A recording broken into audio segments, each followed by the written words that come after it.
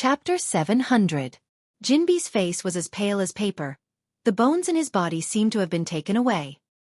He fell to the ground powerlessly. He looked up at Dustless, who was walking towards him. According to Dustless, it was all because of the mysterious eyes. "Those eyes of yours. Is it because of him?" Jinbi said with fear. Looking at the strange eyes, he had a sense of panic. There are such magical eyes in the world. No wonder you are so confident. In the end, you just deliberately want to see me make a fool of myself. Jinbi's tone was filled with self-mockery, loneliness, and bleakness. He thought that even if he wasn't Dustless's opponent, he could at least struggle against him. He didn't expect such a ridiculous result in the end. He was like a clown being played around with. "It seems that you finally understand the gap between us." Wuxia shook his head resolutely and then said softly, "The mystery of Sharingan can't be seen by your mortal body. In fact, when this ability is activated at the beginning, for you who don't know it, you can easily kill it." "Then why don't you use this ability? Is there any side effect?" Jinbi asked with a little hope, just to get more useful information from Dustless's mouth. Dustless glanced at Jinbi. He also understood what he was thinking. "I have already said before, if I kill you directly, it would be too unfair for you who have worked hard for many years, so I let you dance until now. In the marine, I am the only one who can be so humane. If you meet a kainu, I think I don't need to say it, you know what the consequences will be." Dustless looked at Jinbi with a grateful expression. Jinbi frowned. He didn't comment on Dustless's words. Among the admirals of the marine, a kainu is indeed the most cruel and extreme admiral. Once caught by him, sometimes directly surrendering will also be cruelly burned to ashes by a kainu. "Humph. Don't even think about making me sneak attack Dustless. That kind of despicable and shameless thing. I can't do it," Jinbi said in annoyance as he remembered Dustless' purpose. The person he respected the most was Whitebeard. Dustless asked him to plot against Whitebeard. Jinbi's feelings could be imagined. "Can't do it? It means that you're rejecting my conditions." "That doesn't matter. I've already guessed it." Shrugging his shoulders, Wuxia didn't care. His next sentence sent Jinbi to the 18th floor of hell. "However, it's not up to you to do it. You don't have the right to choose." As soon as his voice fell, without waiting for Jinbi to react, his Sharingan began to rotate rapidly. "How could you have your way?" At this moment, Jinbi suddenly opened his mouth and dense water droplets shot out of his mouth like a sharp sword, stabbing towards Dustless's eyes. The eyes of humans were the weakest and the weakest part of their body. Not only humans, but all creatures are the same. "I expected you to do this, but you don't know how to be quiet. Can Susanu?" Chakra overflowed from his body. The golden light flashed and then condensed into human bones, protecting Dustless in it. Kaka.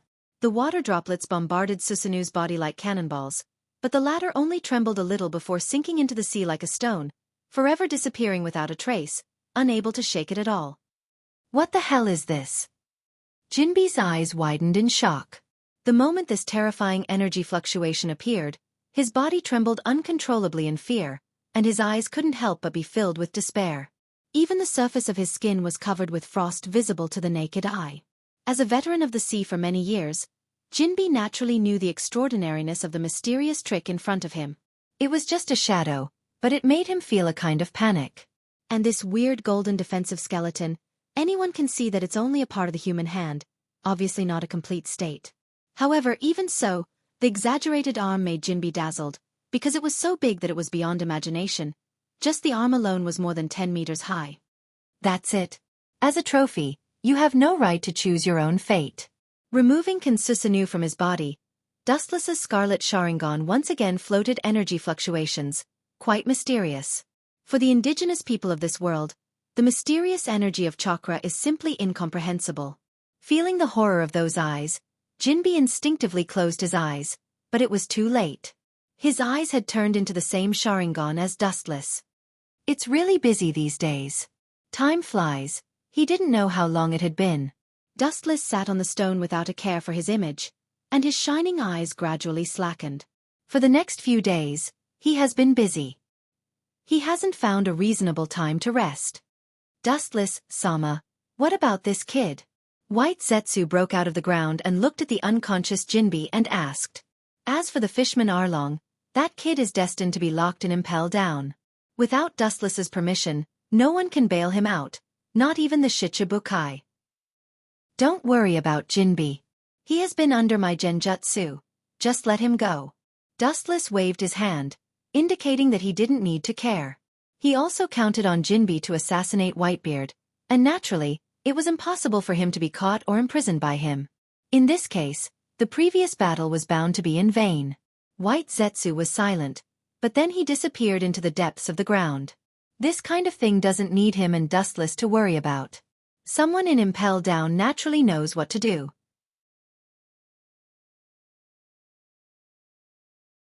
Chapter 701.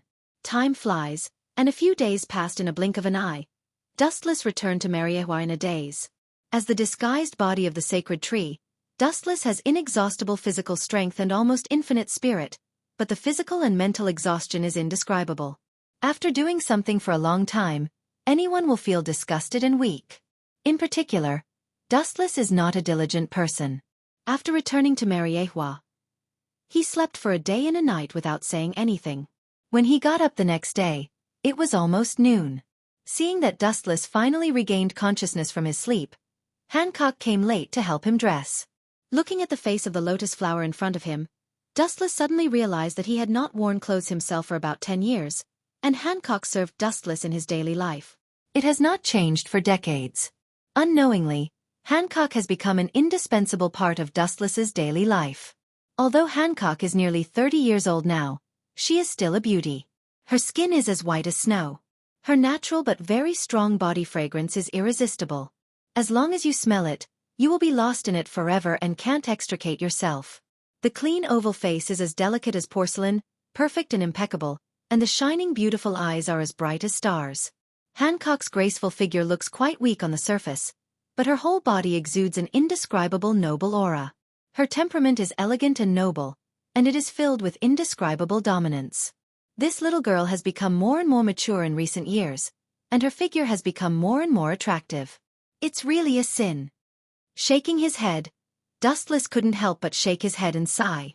I am afraid that ordinary people will be swallowed and annihilated by her spring eyes if they look at Hancock. Dustless knows that this is not Hancock's fault, because the sweet fruit itself has charm. Young master, you are not young anymore. Why do you still live like a child?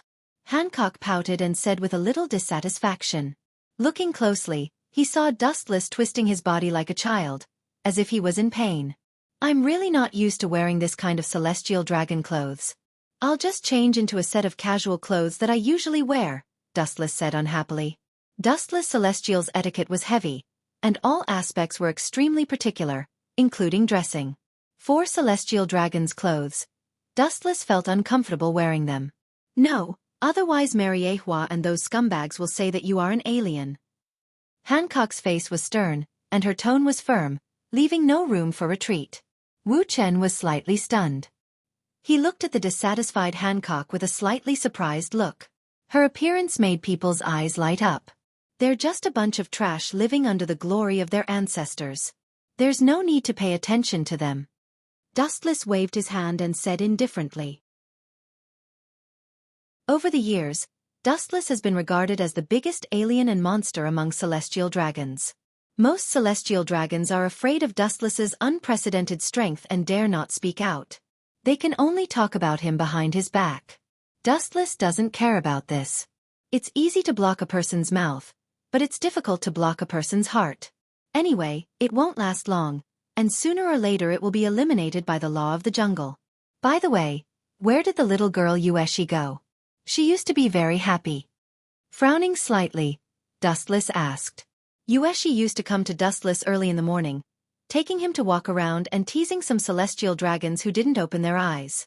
Miss went to bed at 3 or 4 o'clock in the morning last night, and now she's still in bed. Hancock said helplessly, the father and daughter are the kind of people who like to stay in bed. Hey, this is really a once-in-a-lifetime opportunity. Hearing this, Dustless smiled happily, but in Hancock's ears, it was particularly gloomy. Go and find me a set of suitable clothes. The clothes of celestial dragons are too bulky and not suitable for walking. Dustless, who was uncomfortable, said unhappily. No, master, that group of people will talk about you behind your back. Hancock still can't give in. For her now, Dustless is everything to Hancock. It is a shame to be degraded by the group of incompetent celestial dragons. Are you sure you don't want to take it? Dustless asked with a smile. Hancock nodded resolutely and still refused to give in. Gotcha! The violent chakra rushed out of the body. Dustless's celestial dragon's clothes were shattered in an instant, revealing strong and smooth skin. Master, you! Seeing this scene, Hancock couldn't help but be dumbfounded. Suddenly, she felt her body was light and was hugged by Dustless. The hot breath of the man entered her ears and nose. Hancock's face was red, although she and Dustless were not the first time. Disobeying this, master. You must be punished.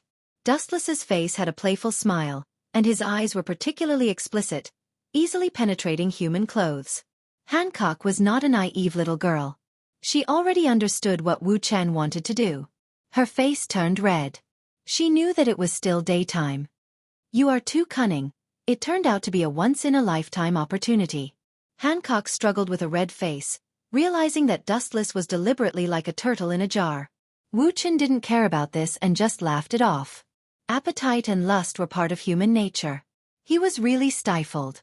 This period of time, that brat Yu she had been making a ruckus all day long, causing him to not have a suitable opportunity to nourish himself. Now that Yu she was sleeping, such a rare opportunity, Wu Chen naturally wouldn't let it go easily. Chakra erupted from the palm of his hand, and Hancock's clothes suddenly turned into debris.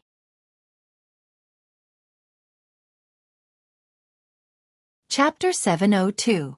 Although there are essential differences between Dustless and other Tenryubito of Mariehua, they are still quite similar in some aspects, such as the aspect of women. Creak! Creak! The powerful force made the big bed creak. In the corridor there was a pleasant symphony, and because it was too intense, it gave people the illusion that the whole villa was swaying with it. This relaxing and intense battle only ended in the afternoon. Young master, you are too reckless. Hancock's face was red, and pink charming dimples appeared on her face.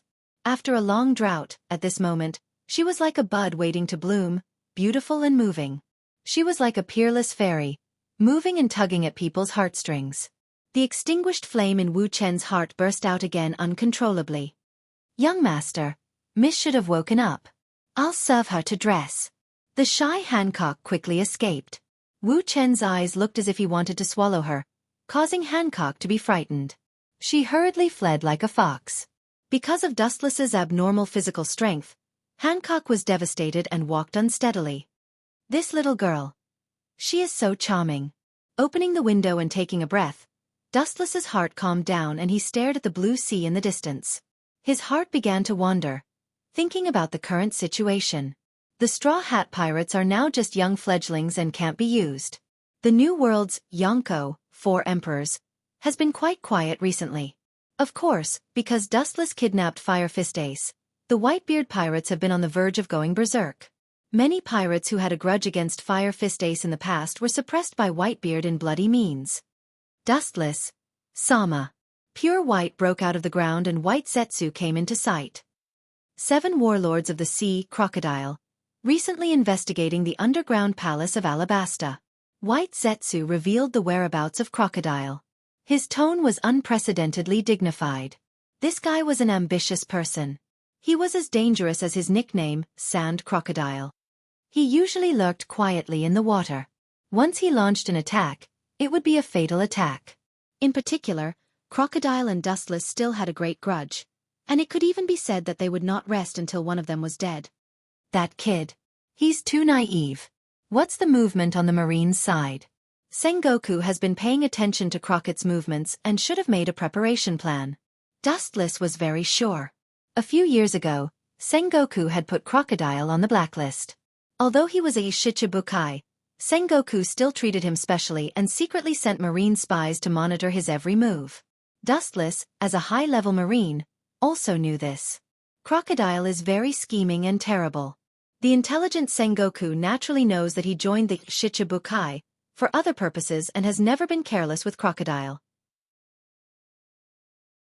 Sengoku has noticed the relationship between Nico Robin and Crocodile. It seems that he has sent Kizaru over. White Zetsu said solemnly. He didn't sympathize with Crocodile. This guy was just a chess piece. Robin was actually Dustless's people. Once she was caught by Kizaru, the consequences would be unimaginable. Maybe Nico Robin will be killed directly. White Zetsu's tone was worried. Nico Robin was secretly arranged by Dustless for the Straw Hat Pirates. If she was killed by Kizaru, it means that everything done before may be in vain. Impossible. Sengoku will not kill Robin. It is estimated that he will let Robin secretly interpret the poneglyph and plot the location of the ancient weapon, Pluton. Dustless instantly understood Sengoku's intentions. From the beginning, the world government has been chasing after the ancient weapons. If they can catch Nico Robin, they will not kill her, but use her genius brain to find the trace of Pluton. But Robin is my people. It's not Kizaru Ronching's turn to point fingers. His eyes flashed with cold light. Dustless's tone was cold. The overall plan can't be changed because of Kizaru's sudden appearance. Even if he is a Marine Admiral, he is not qualified. It is reasonable to say that the subordinates of the Ishichibukai can't be detained by the Marine headquarters, but Nico Robin is a special case. There are too many things involved. It is worth Sengoku to take a risk. Even if the Gorosei knows, they won't blame Sengoku. Where Kizaru came from, we just need to drive him back. Thinking of Borsellino's wretched old face, Dustless had no good feelings. Dustless nodded in agreement. Robin is the hidden weapon of the Straw Hat Pirates in the future. She can't be captured by Kizaru. Crocodile can't resist an admiral. They can only rely on Dustless. Then again, Nico Robin is an important wanted criminal of the world government. Although the bounty is low, she is much more important than some pirates with bounties of hundreds of millions. Crocodile is careless. White Zetsu wondered. Crocodile is not an idiot. He knows the importance of Nico Robin. It is not reasonable for the Marines to find her. Do you think Crocodile did it intentionally? Dustless asked with a smile. Then he shook his head resolutely. His tone was magnetic and full of wisdom. No matter what Crocodile does, it doesn't matter. In the face of absolute strength, all conspiracies and tricks are reflections in the water. Crocodile is as cunning as a mouse, but in the face of Kizaru, any of his strategies are useless. Without the intervention of external forces, Robin will definitely be caught by Kizaru. Rumble. At this moment in the quiet room, the sound of the Den Den Mushi broke the quiet atmosphere. Looking up, the Den Den Mushi kept shouting and even its expression was extremely cautious. Dustless's brows furrowed slightly but still walked over.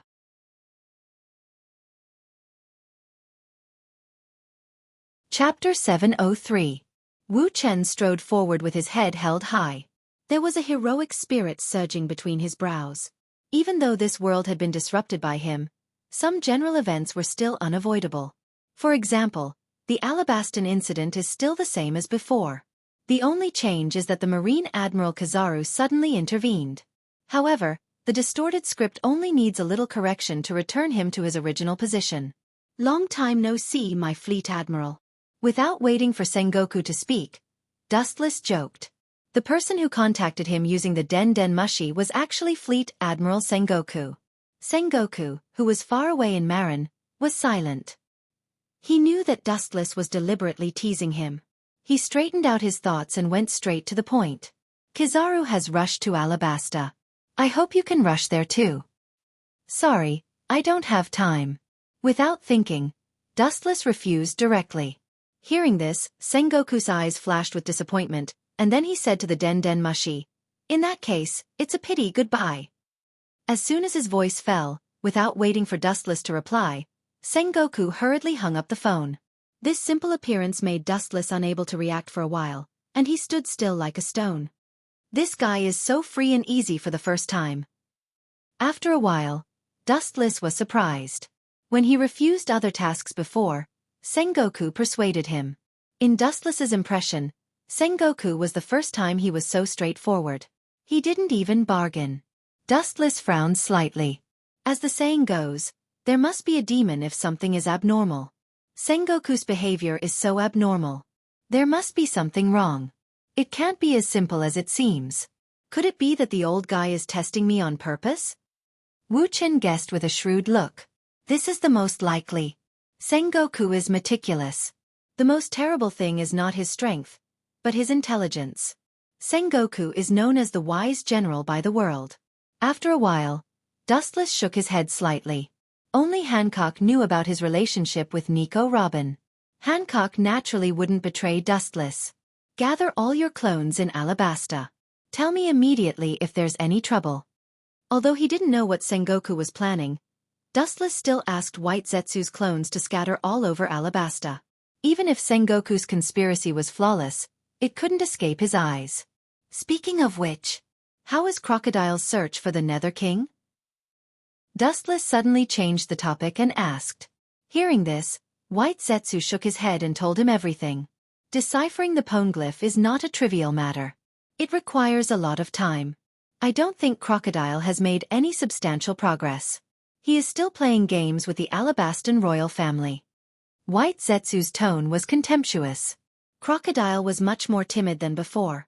It was estimated that he was scared by Dustless, so he became extremely low-key. It didn't take long for him to deal with the Alabastan royal army. He sighed and felt some sympathy for Crocodile. It was because Mariehua was brutally suppressed by Dustless that a shadow was left in his heart. He began to tuck his tail between his legs and live in the dark day after day. Over the years, he rarely heard any news about Crocodile. It's like he evaporated into thin air. All of this was thanks to Dustless. If he didn't deliberately distort Crocodile's mentality, maybe the kid would be happy to be a big thief now, and he wouldn't run to Alabasta, a country full of wind and sand. He even spent several years painstakingly gathering like-minded people from all sides, establishing a huge organization, and finally took the risk of collecting the devil child Nico Robin and looking for ancient weapons. White Zetsu knew that all of this was to retaliate against Dustless, for the shame that Dustless gave him. You are a man-made product. Why are you sighing, White Zetsu? Glancing at White Zetsu, Dustless's plain face showed defeat. I didn't expect that the things I created would sympathize with the enemy. Nowadays the world is deteriorating. Dustless looked melancholy and emotional. I don't sympathize with him. I just pity Crocodile's naivety. White Zetsu shook his head. He knew Dustless well. Ancient weapons are legendary things. How can it be so easy to come out? In addition, if he really finds ancient weapons, I'm afraid that the effect will be unsatisfactory. It's unrealistic to expect Pluto to make a comeback. There was a sigh in his words, and White Zetsu's face was full of pity. The outside world didn't know Dustless's secret at all. White Zetsu, who inherited part of Dustless's memory, knew that the master was unfathomable and powerful. If you have to find a creature that can defeat Dustless, only the legendary god. Crocodile, don't worry about him, he's just a pawn. Monkey D. Luffy can deal with him. It is estimated that after defeating Crocodile, Luffy's bounty will increase again. It's just enough to annoy that old man Garp. Dustless laughed gloatingly. As for that guy Kizaru, he wants to capture Robin to work for the government? Dream on. A bright golden luster floated all over his body. Although it was warm, it was full of indescribable heat and destruction. It was terrible, as if it could destroy everything in the world. Carefully feeling it, it was actually the ability of the glint glint fruit, but different from before. The power was different and there was a huge difference. Unlike Kizaru, Dustless's glint glint fruit had already reached the level of awakening.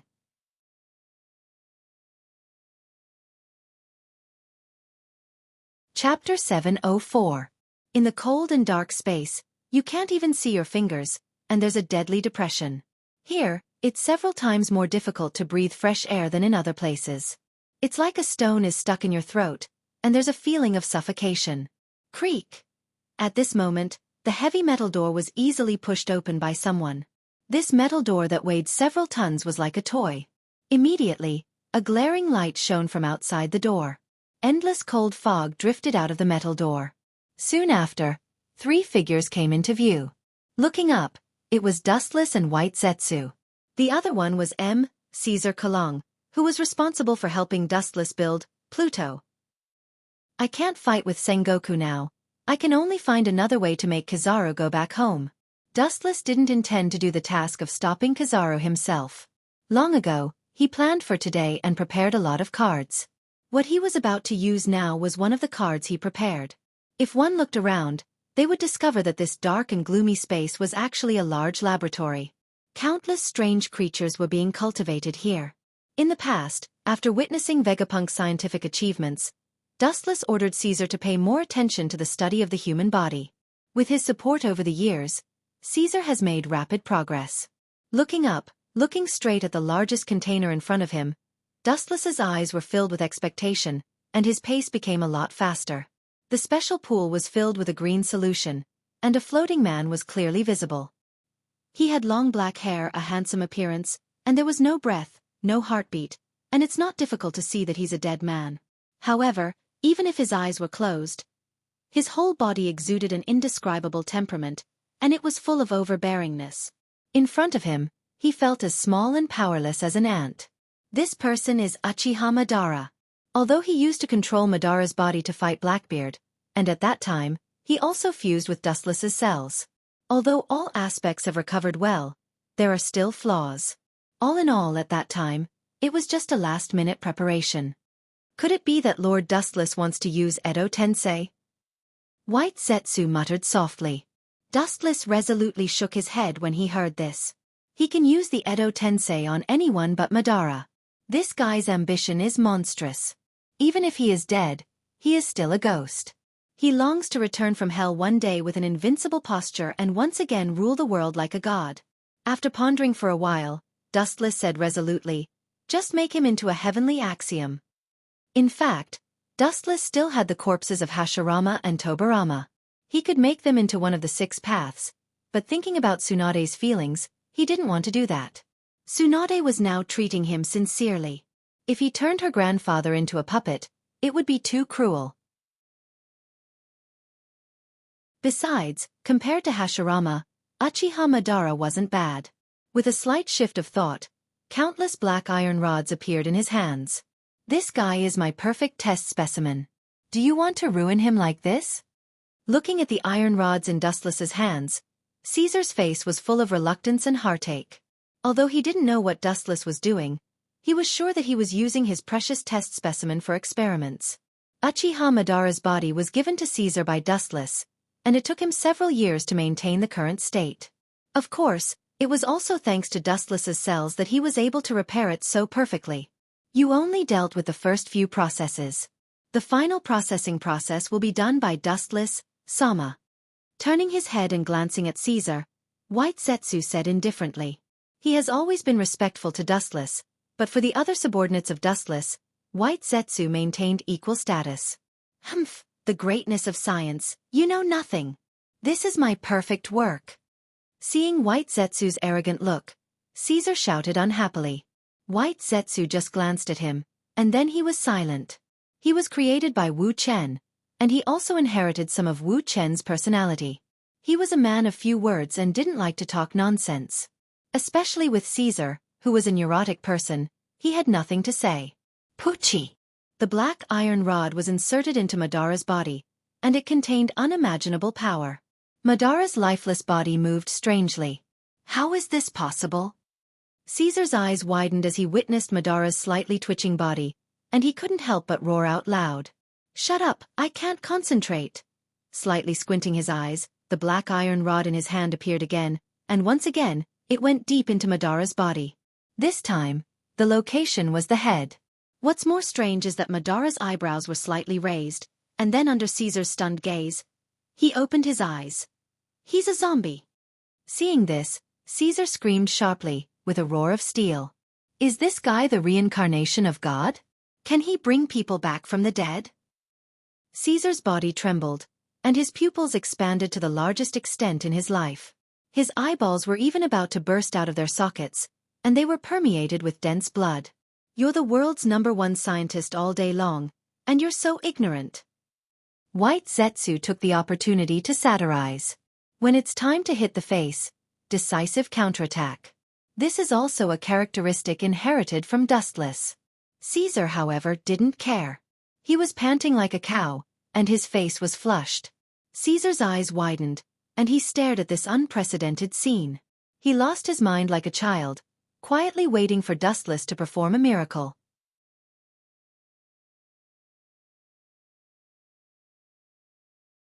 Chapter 705. These black iron rods were undoubtedly the tools used by Dustless to control Madara. They were created by Dustless's will, and without them, Madara couldn't be controlled. Oh, I'm afraid you never dreamed that one day you would be transformed into a puppet by me. Dustless looked at Madara with a smile on his face, and he couldn't help but sigh. Dustless suddenly remembered the young him in the past. At that time, he was just a pawn working for Madara. Looking back now, Dustless felt like he was in a dream. Even though he was 50 years old, every time he thought about it, he was still confused. So powerful. Caesar's eyes were shining, and the way he looked at Dustless changed dramatically. Before it was just simple respect, but now it was like looking at a god. In his eyes, a human being with a mortal body would not be able to reach such a level. It's normal for Caesar to have such an idea. As a native of this world, he doesn't understand and has never seen chakra, a power that he has never been involved in. After a while, Madara was full of catheters, and under Caesar's surprised gaze, he finally stood up. It's the first time I'm using it, although it's not smooth. But it should be no problem to deal with Kizaru. Dustless said calmly. Kizaru was just an admiral of the marine, so it wasn't difficult to stop him. Dustless glanced at Caesar, who was fascinated and puzzled, and couldn't help but shake his head. Naturally, he understood what this old guy was thinking. This wasn't a product of science, but his will. It wasn't something that could be understood by the word science. Yin-yang release was beyond scientific knowledge. Plop! At this moment, with the sound of water flowing, Madara stood up from the pool, and his whole body was full of catheters. His whole body was expressionless, no different from a machine. Dustless wasn't an Uzumaki Nagato. Even though it was his first time using it, and he wasn't very proficient in some areas, he could still control Madara from a distance. 1 meter and 10,000 meters meant the same thing to him. He was not like Nagato, who sneaked up on Mu Yi and insisted on running near Mu Yi to strengthen his control of Heavenly Way. Mariehua only needed to control the Heavenly Axiom. As for the other 5, maybe Madara isn't enough, so it's better to test it on someone else. White Zetsu tentatively suggested. Hearing this, Dustless glanced at him faintly. Driving Kizaru away doesn't mean killing him. 1 tendo is enough to deal with him. Caesar listened in confusion. He didn't understand the conversation between Dustless and White Zetsu, but he understood the general meaning. When these things were in their complete state, there should be 6 of them. Is it only perfect if there are 6 of them? Caesar's tone was doubtful. Although he didn't know the strength of this Uchiha Madara in front of him, one thing was certain. Something that Dustless personally made would definitely not be weak. And listening to Dustless's previous words, he wanted to use this thing to deal with Kizaru, who was a marine admiral. You're quite clever. White Zetsu joked. If he could find an opportunity, he wouldn't mind hitting Caesar. This guy relied on the fact that he built Hades for Dustless. He usually thought that he was superior and arrogant. Not to mention White Zetsu. Even Doflamingo sometimes didn't put him in his eyes. Wu Chen's forces could be short of anyone, but Caesar could not be short of. Humph. Caesar looked at White Zetsu fiercely, and then asked with a face full of curiosity. This kind of thing can you? No. Before Caesar's voice fell, Dustless directly said. He understood what Caesar meant. It was estimated that he wanted to ask what kind of thing the black conduit on Uchiha Madara's body was. In this world, not everything can be explained by science, and not everything can be evolved by science. This is the gap between strength. White Zetsu despised. The yin-yang release was mysterious and abnormal, beyond the world's understanding. Even chakra didn't know what it was, so Caesar couldn't understand it. Caesar's face was red, and he stared at White Zetsu, and said, Science is omnipotent. The development of civilization to a certain extent can even bring people back from the dead. You're right. For Caesar's words, Dustless nodded in agreement. There is a saying that every profession has its own master, such as Hades, an ancient weapon crowned with the title of God, is a product of science and technology. It can't be underestimated, and it was made thousands of years ago. In short, there is no limit to everything, and there is no absolute. Everything has its own way, and when it evolves to the extreme, it will turn into something magical. Humph. Caesar looked at White Zhu and gave him a look of exultation. He looked arrogant, and his excited expression was full of provocation. These two guys. Seeing this scene, Wu Chen was speechless about these two buffoons who liked to bicker. Then, he swaggered away and left the dark laboratory. At the same time, Uchiha Madara quickly put on his clothes and walked out of the laboratory with a cold expression. For Crocodile, Dustless naturally wasn't interested in such a small character. The purpose of creating Uchiha Madara was to stop Kizaru. Otherwise, Robin would be caught by that wretched old man. Dustless also counted on Robin to be an undercover in the Straw Hat Pirates, so naturally, he couldn't do as Sengoku wished. In the future, when it comes to cleaning up the Marines, Tendo will do it. It will save me the trouble of doing it myself. With a gloomy smile, Dustless said. Although he was also an admiral of the Marine, his purpose was different from Sengoku's, so he couldn't let Sengoku do what he wanted.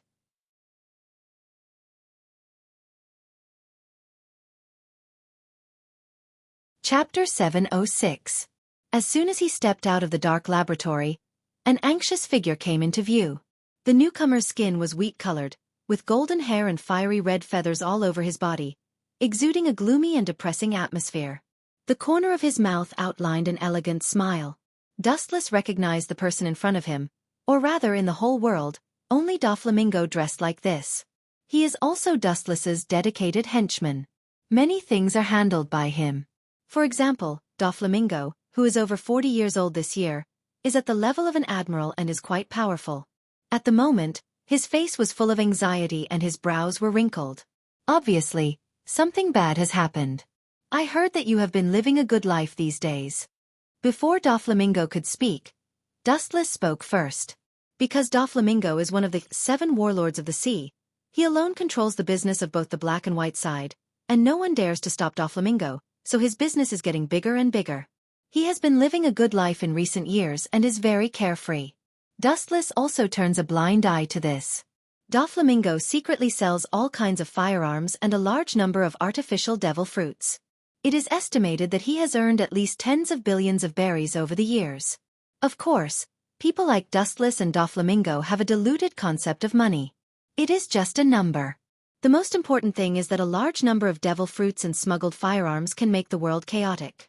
This is also the reason why Dustless indulges Doflamingo. Doflamingo's old face suddenly collapsed. He took off his sunglasses, revealing a worried face.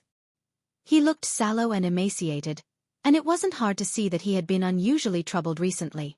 The side effects of the artificial devil fruit army formed by 100 Beast Kaido came out. He killed the subordinates I sent to accept berries and also shouted to expose me for selling fake goods. The artificial devil fruit that Doflamingo sold to Kaido was a defective product developed by Caesar. It has a lot of side effects. After a long time, it will drain a person's body and drain the host's own energy. It will not take long for the host to die of exhaustion. Selling fake goods. So what? You're making money out of nothing, Dustless said with a straight face. Anyway, there is no guilt in it, and the berry that Kaido sent was just ill-gotten wealth. That bastard, he said that he would inform the Marine headquarters about the news of me selling artificial devil fruit. Doflamingo gritted his teeth and roared. That old man is quite smart. Dustless nodded slightly, secretly praising Kaido's quick-wittedness. Privately developing artificial devil fruits was not a small crime, especially when Doflamingo sold it to the world's pirates, even the Revolutionary Army's troops, and some war-torn kingdoms. The world government would definitely not be able to bear the consequences. Even the Shichibukai could not bear the anger of the Gorosei, 5 elder stars. Selling the artificial devil fruit to the Yonko, 4 emperors, was not a joke. Ha ha ha. It's a trivial matter. If he wanted to tell the Gorosei, 5 elder stars, and the Marine headquarters, what you did was already in broad daylight. Even if I cover up for you, it's useless. Dustless explained with a smile. Doflamingo was stunned. Indeed, since Kaido did not inform the government and the Marine, it means that there is still room for maneuver. It's estimated that he wants the real thing, not the previous fake products. Dustless's eyes flashed. His eyes were shining, as clear as water. Dustless naturally knew what Kaido's idea was. It was nothing more than to truly complete the artificial devil fruit. He did not expose Doflamingo, but quietly explained everything. After all, only Doflamingo has artificial devil fruit in the world, and Kaido does not want to lose this only source. How can that be? That guy is ambitious. If we give him the real devil fruit, he will definitely repay kindness with ingratitude in the future. He will use the artificial devil fruit to deal with us. This is supporting the enemy. Doflamingo struggled. He hated Kaido very much. Now that he wants to support the enemy, it's better to kill him. What about supporting the enemy? Look at the long term. Dustless said without changing his expression. Even if he gets the artificial devil fruit, Kaido will form a devil fruit army to attack the marine and other pirates. For the time being, it will not be Dustless's turn. And funding Kaido to beat the marine and other pirates, Dustless doesn't think there is anything wrong with it. This is also a disguised use. Using Kaido to weaken the strength of the pirates and the marine will reduce the resistance when they rule the world in the future. What if that old guy doesn't know? You also know that the higher the status of a pirate, the more greedy they are. Doflamingo still struggled. Doflamingo had a bone-deep hatred for Kaido. Back then, he was beaten by Kaido until he was looking for his teeth on the ground. If it wasn't for Dustless arriving in time and saving him from the tiger's den, perhaps many years ago, Doflamingo would have already gone to the underworld to report. If that's the case, let him shut up forever. Behind Wuxia, Uchiha Madara's eyes shone with a cold light, and his whole body exposed an extremely powerful aura. His whole body's temperament was like an unsheathed sword, invincible, and extraordinarily overbearing and oppressive. It's obviously a dead body. How can it be? Doflamingo's face was full of horror. Looking at the long black hair of Uchiha Madara, he felt a heavy oppression, making his forehead uncontrollably break out in cold sweat, and his face involuntarily showed fear. Doflamingo felt a fatal threat from this man who was covered in all kinds of black iron rods. It was as if he had met his legendary natural enemy, which made him fearful and panicked.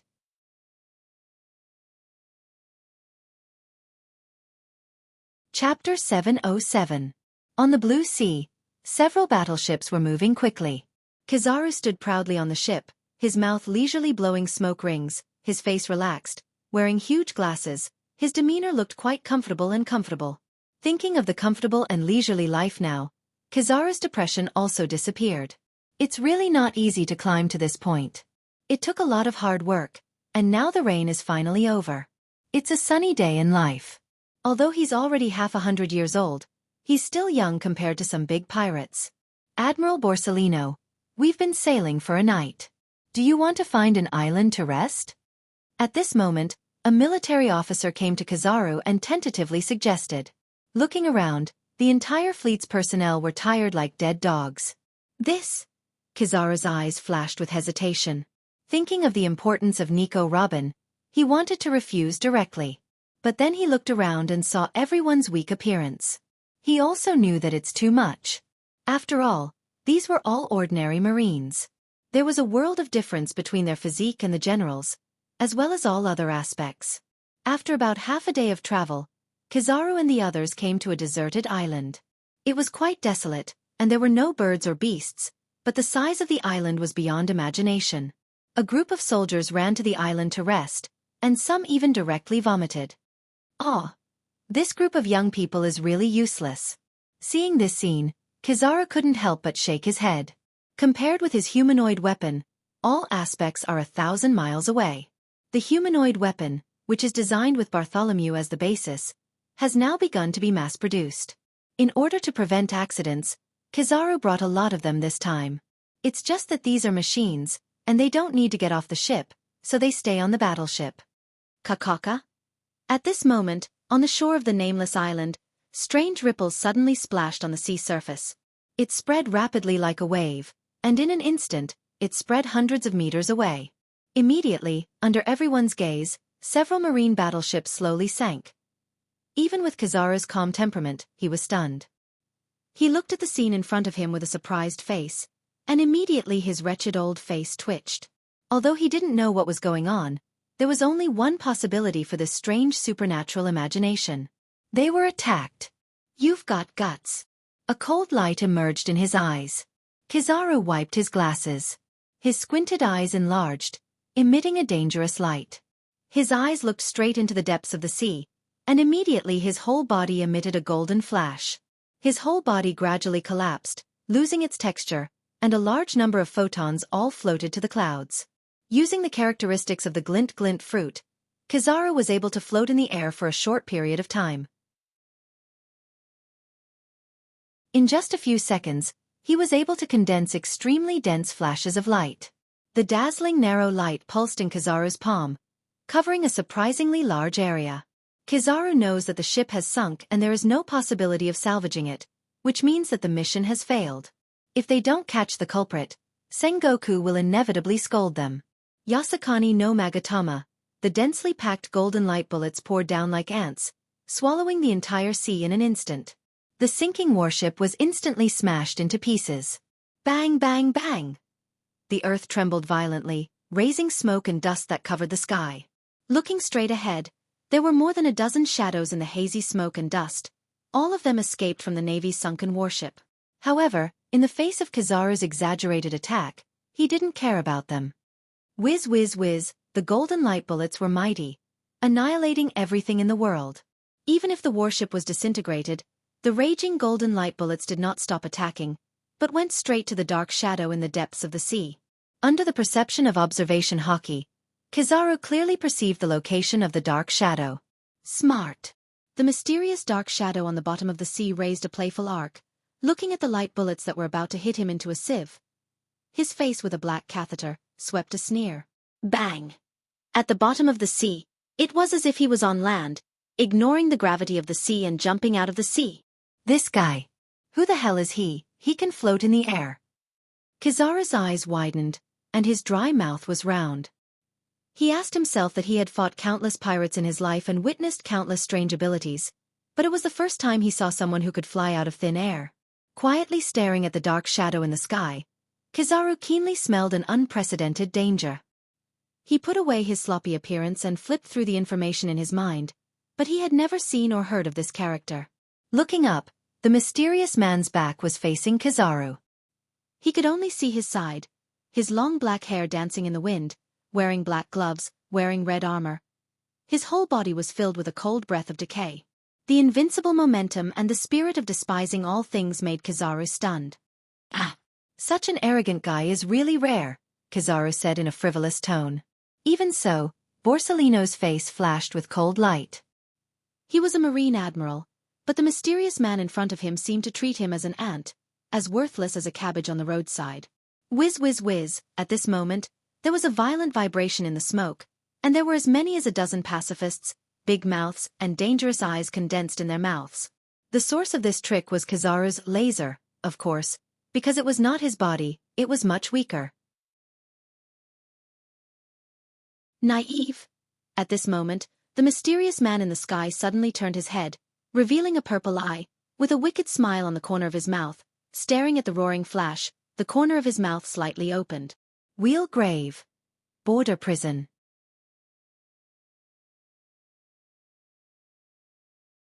Chapter 708. There is no doubt that this strange dress, the only person in the world who has Rinnegan and can use the unparalleled ninjutsu like Luin Tomb, border prison, is Uchiha Madara, who was made into Tendo by Dustless. There is no one else. Luin Tomb, border prison. As Uchiha Madara's voice fell, the void suddenly burst, a violent turbulence, and energy fluctuations visible to the naked eye rapidly expanded and extended, annihilating the light beam in an instant. Even the clouds floating in the void were eroded and erased due to the overbearing power of this attack. This guy actually broke the pacifista's laser in one go? Kizaru's tone was surprised, and even because of the incredible reason, his mouth trembled slightly, and the whole person lost his usual calmness. He understood the power of the pacifista, especially the laser of the laser, which is his glinting fruit. Kizaru naturally understands its power. Even if a pirate with a bounty of more than 100 million berries is hit, he will be killed in seconds. Tell me your name. Kizaru was not angry. His voice was very soft, but it gave a kind of pleasant feeling. The whole person was like the grandfather next door. All in all, Kizaru at this moment gave people a very strange feeling, and even the marine on the side was puzzled. Uchiha Madara. Uchiha Madara looked at Kizaru with his hands crossed in front of him. Tendo Uchiha Madara raised the corner of his mouth slightly, and then his lips opened slightly, calmly saying his name. Uchiha Madara? Kizaru, who had never heard of this name, frowned, and his mentality that had not been angry for many years flashed anger, and there was always an unknown fire burning in his heart. He didn't know why, but he always felt that Uchiha Madara's every move and every word was full of contempt, as if nothing in the world could be reflected in his eyes. Kizaru, this kid is smart. Dustless, who was far away in Mariehua, laughed. Others may not know what Kizaru meant, but he understood very well that Kizaru actually stretched out his intention to win him over. After all, Uchiha Madara has no bounty, and his strength is not bad. If he can be pulled into the marine, it will be a blessing. The idea is beautiful, but the reality is really cruel. The mission is complete. It's time to retreat. Completely ignoring Kizaru, Uchiha Madara showed everyone his back. His simple appearance made everyone stunned. Kizaru and the others felt worse than eating 10 pounds of flies. In front of this man, they were all insignificant pawns. You want to leave? How can I explain this to Sengoku? After several provocations, Kizaru's heart was as calm as an ancient well. His flame index also increased. His face was cold, and he immediately turned into a golden photon and whizzed out.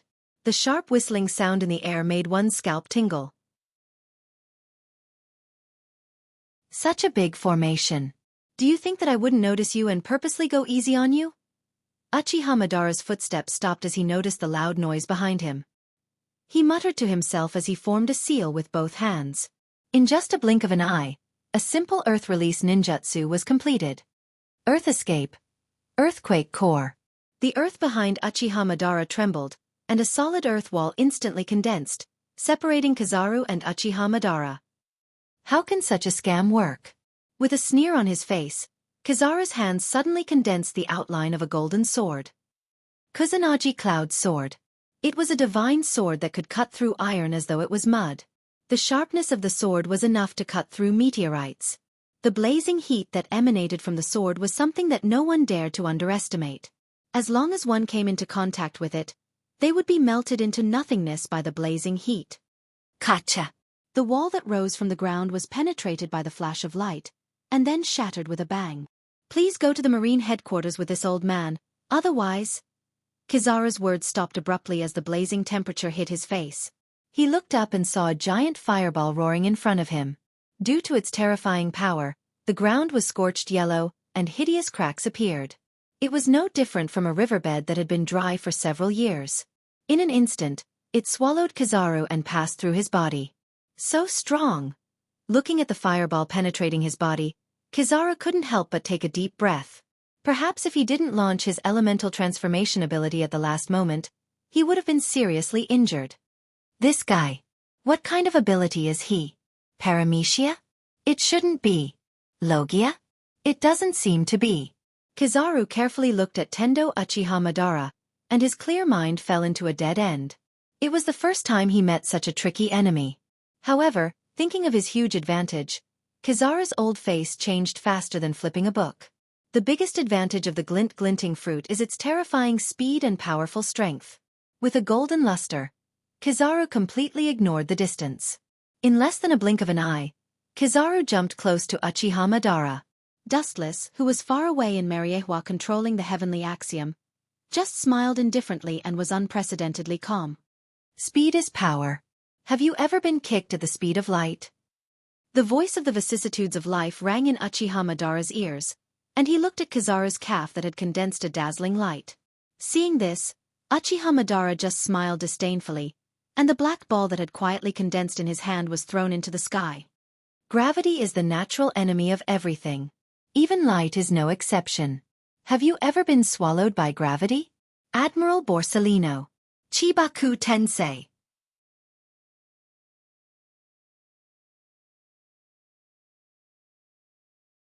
Chapter 709. The black sphere in the sky looked harmless and small enough to be ignored, but what frightened Kizaru was that his whole body was out of control. Instinctively, he wanted to turn into a flash of light and slip away, but the deadly gravity made him afraid to take risks, and an inexplicable voice in his heart warned him not to elementalize. Ka ka ka. The earth kept trembling and jumping, like a swamp, extremely fragile. Boom boom boom. He didn't know how long it took, and finally the earth, which could not withstand this gravity, burst open, and a huge gap appeared. The ground was easily torn apart by the penetrating gravity of Chibaku Tensei, leaving a terrible gap. Could it be that? What a joke! For the first time in his life, Kizaru's eyes showed panic. Under this boundless gravity, he couldn't move an inch. His body was invisible, as if he was carrying a mountain without a physical body, and breathing was 100 times more difficult than usual. He vaguely understood Uchiha Madara's intention to use the small black sphere as the core to form an unprecedented giant meteorite. No, I'm just sitting there waiting for death. The hesitation in his eyes turned into determination as he stared at the sphere in the sky that was about to swallow the world. Kizaru was scared, and the void was obviously changing. The terrifying gravity could even distort space and time. Once he was taken in by that thing, he couldn't do anything even if he tried his best. Without thinking, his body directly turned into a photon and whizzed out. What can you do under the gravity of Chibaku Tensei? Dustless, who was far away in Mariehua, sighed helplessly. Light was attracted by gravity. If Kizaru had been prepared in advance, he could have escaped, but he was unaware that he had been covered by gravity and was destined to be swallowed by Chibaku Tensei. The elementalized Kizaru not only did not escape the swallowing of Chibaku Tensei, but he was also quickly crushed by Chibaku Tensei. At the moment when he was about to be crushed, a little crystal mist suddenly appeared in the air. This is ice dregs? Dustless, who was controlling Uchiha Madara, was puzzled as he caught the falling crystal transparent body. Boom boom boom. The void flashed with a dazzling fire, and the broken walls immediately fell under the pull of gravity. Tendo Uchiha Madara turned his head slightly, and the figure behind him was looming in the smoke and dust. Rinnegan rippled. Far away in Mariehua, Dustless's doubts also disappeared. No wonder Sengoku called to deliberately test me. It turned out to be for this reason. It's a pity that he didn't wait for me, but he waited for Uchiha Madara. Dustless gloated with the corner of his mouth slightly raised. It's really unfortunate to meet two admirals, Tendo Uchiha Madara said with a headache. Others couldn't see the blurred reflection in the dust, but Uchiha Madara could see it clearly. His tall body was nearly 3 meters tall, not far from Kizaru's height. I don't hear any regret or misfortune in your tone. Please at least tell us your purpose for attacking the Navy out of nowhere. At least we can give the fleet admiral an explanation. Akiji walked out of the smoke with a lazy face. His expression was sloppy, but his voice was extremely cautious. Before this, how did you know the weakness of Chibaku Tensei? Turning his head, Uchiha Madara asked with interest. Hearing this, Akiji shook his head and shrugged. It turned out to be Chibaku Tensei. Its power is as arrogant as its name. It's not a weakness. I was just taking a gamble. I couldn't just sit there and wait for death, so I directly attacked the black sphere. As for whether I could save Borsellino or not, it would depend on his luck. But now, it seems like I made the right bet. Uchiha Madara heard this and nodded sincerely. The weakness of Chibaku Tensei was to attack the black sphere before it was formed, so Chibaku Tensei would collapse by itself. At the same time, golden photons condensed around Akiji. At first, it was a little bit, and then gradually increased, converging into a tall figure with the word, justice, clearly visible behind the white cloak. It was Admiral Kizaru, but because of the demonic scene just now, his face was a little pale and bloodless, and he was still in shock. Presumably, it was the first time Kizaru had experienced such a horrible scene in recent decades. It's really unpredictable. The person I was waiting for didn't come, but it seems that I'm waiting for a more powerful person. Really, why are powerful enemies always on the opposite side of the marine? By the way, you haven't returned to the purpose of attacking the marine, Akiji asked while looking at Uchiha Madara's eyes. Dustless Mariehua's mouth curled into a smug smile. The person he was waiting for didn't come, he was afraid that he was talking about him, but unexpectedly, he was waiting for Uchiha Madara. Reason? What reason do you need? When a pirate meets a marine, or a marine meets a pirate, what reason do you think is needed to fight? What other reason do you think is needed? Facing the two admirals, Uchiha Madara replied calmly. His plain tone was exactly the same as the dialogue between ordinary people, maintaining calmness. In the eyes of Kizaru and Akiji, it was very strange. Don't say that they met two admirals at the same time. Even if they met one of them, the pirates often fled without fighting. Be careful, this guy is very evil, Kizaru said cautiously. What kind of ability does he have? Akiji asked, thinking of Madara's ability. Hearing this, Kizaru's face suddenly stiffened, and he shook his head with a pale face, and then said in a half-joking, half-serious tone, maybe in the future, there will be more devil fruit. And the ability user himself is this guy named Uchiha Madara.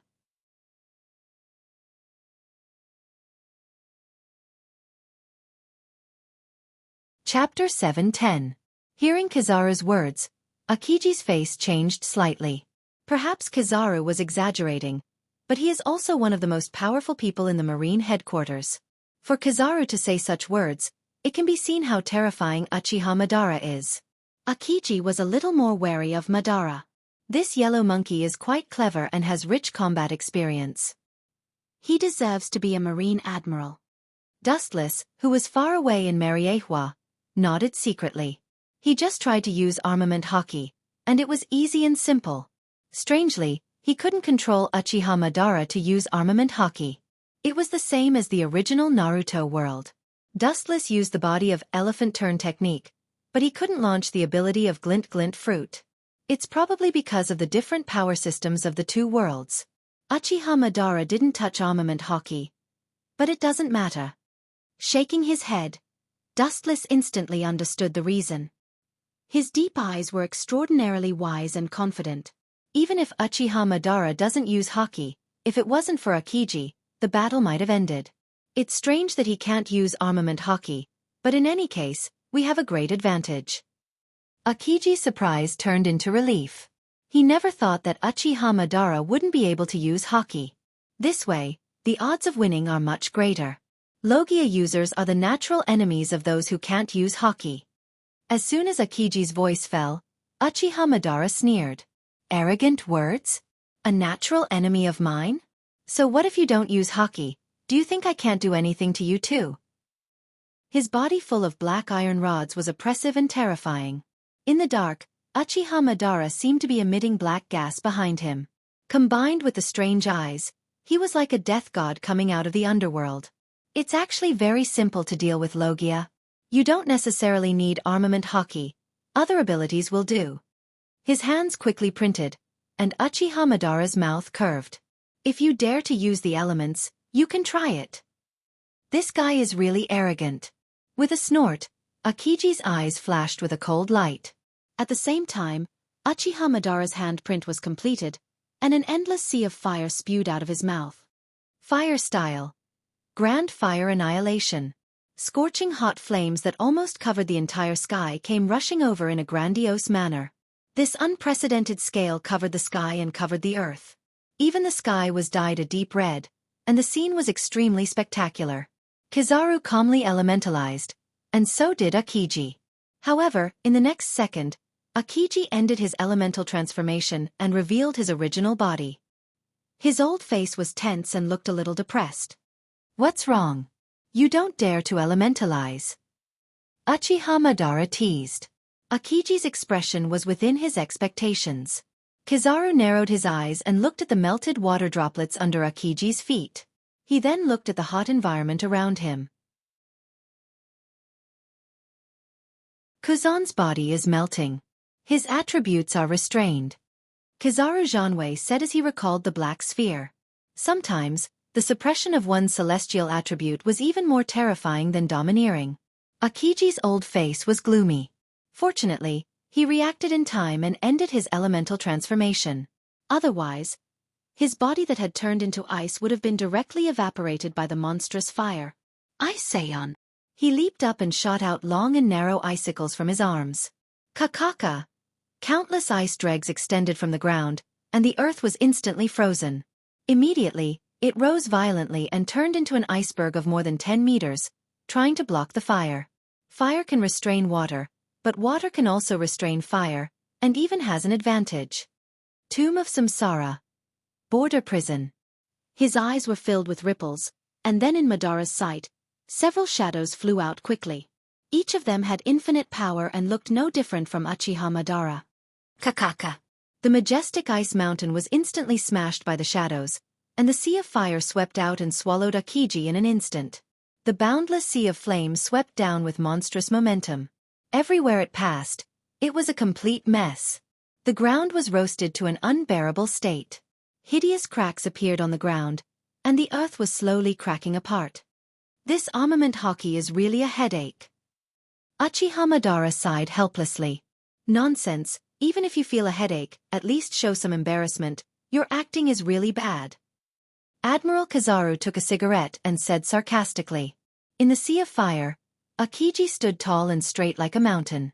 However, this Akiji was not that Akiji. His whole body was as black as ink, and even deeper than ink, shining in the sea of fire. Madara's eyes passed through the thick sea of fire, and Akiji, who was in the state of armament hockey, came into view. Every inch of his skin turned into hard steel, resisting the erosion of the flame.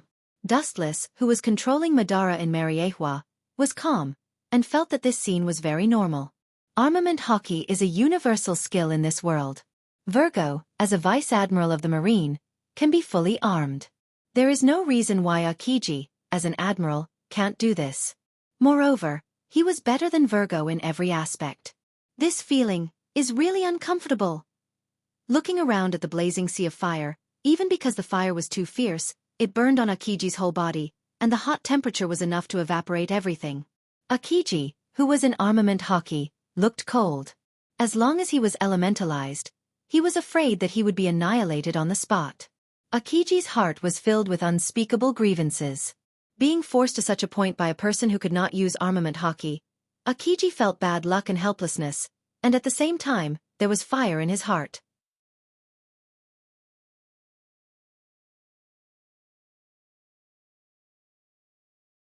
Chapter 7:11. Water and fire were naturally two opposite attributes. The moment the fire appeared, Akiji felt uncomfortable all over, as if he was going to be melted. His body kept sweating. Water can restrain fire, and fire can restrain fire. In the end, who can restrain who and who is better depends on the level of strength. You seem to have forgotten the existence of this old man.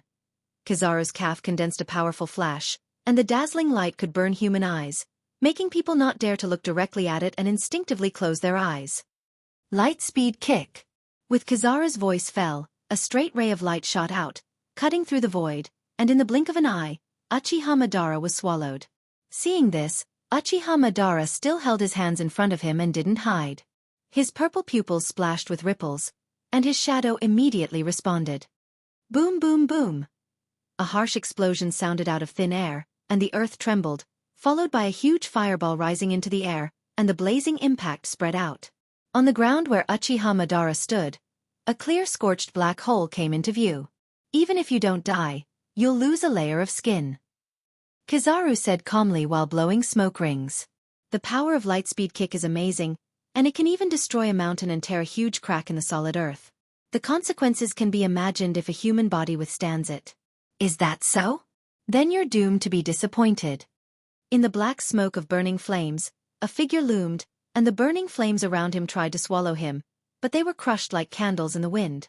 In the flames, Uchiha Madara was cold, and every time he took a step, the burning flames would gradually extinguish and collapse. Boom! With the last footstep falling, Uchiha Madara stepped out of the flames intact. This guy. Impossible, I just hit him head-on. Kizaru frowned and said with a tone of disbelief.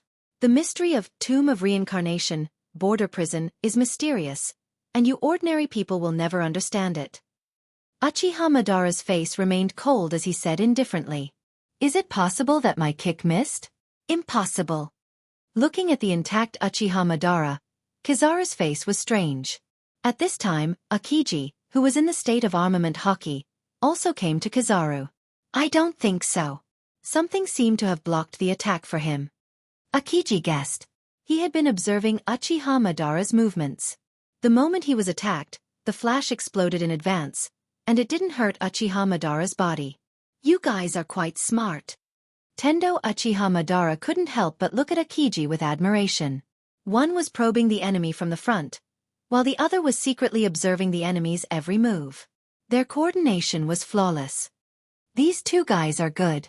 It seems that in the past few decades, the strength of the three admirals has progressed rapidly. Dustless, who was far away in Mariehua controlling Tendo Uchiha Madara, sighed. The admiral's combat experience is extremely rich. Akiji and Kizaru joined the marine when they were 20 years old. Now the youngest of them, Akiji, is nearly 50 years old. They have been fighting pirates for 30 years. 30 years of rich experience, as well as combat experience, is not a joke, especially when it comes to devil fruit ability users. Some ability users have never heard of or seen before. Therefore, the Admiral's adaptability is extremely strong. Although they are extremely surprised by Uchiha Madara's ability, they still remain calm and calm. It seems that it's time to retreat. There's no need to entangle with the two of them. The mission is completed. Dustless pondered. His trip was just to stop Kizaru from capturing Robin. Now that their battleship has sunk, it means that there is no means of transportation. When they arrive at Alabasta, maybe Robin will have joined the Straw Hat Pirates and left. Want to go? If I let you go so openly, how will I explain it to Fleet Admiral Sengoku? Kizaru's eyes reflected a cold light, and he immediately waved his hand with great momentum. Like a sculpture of a pacifist, he moved side by side to block Uchiha Madara. A mantis trying to stop a chariot. No one can stop me if I want to go. Not to mention the two of you, even if the Marine's top battle powers gather together, they won't be able to do it. The void vibrated, ripples visible to the naked eye, and a strong repulsive force expanded. Uchiha Madara mobilized a large amount of chakra, and there was even a little blood in his eyes. The whole person was particularly terrifying. This state was no different from an erupting volcano, full of indescribable danger. Super Shinra Tensei. The whole island trembled violently, and the high-density chakra in the body erupted. The impact was as vast as the ocean, and the earth under Uchiha Madara's feet was directly wiped out. Akiji and Kizaru were fine. Both of them were extraordinary, and their observation haki and armament haki were unparalleled. Although they were affected, they escaped the fatal surprise attack. However, the pacifist was not so lucky. Ka. The pacifist's body suddenly cracked under the impact. Even if their skin was as hard as iron, it was difficult to guarantee that they would survive. Their bodies were torn apart by the boundless force, revealing various mechanical parts. That Vegapunk is worthy of being a peerless genius. Uchiha Madara's eyes narrowed, and his anger converged. Although the modified Pacifista's stats weren't as good as the original Bartholomew Bear in all aspects, its body's hardness had increased by quite a bit. The special materials used to construct the Pacifista were obviously not ordinary.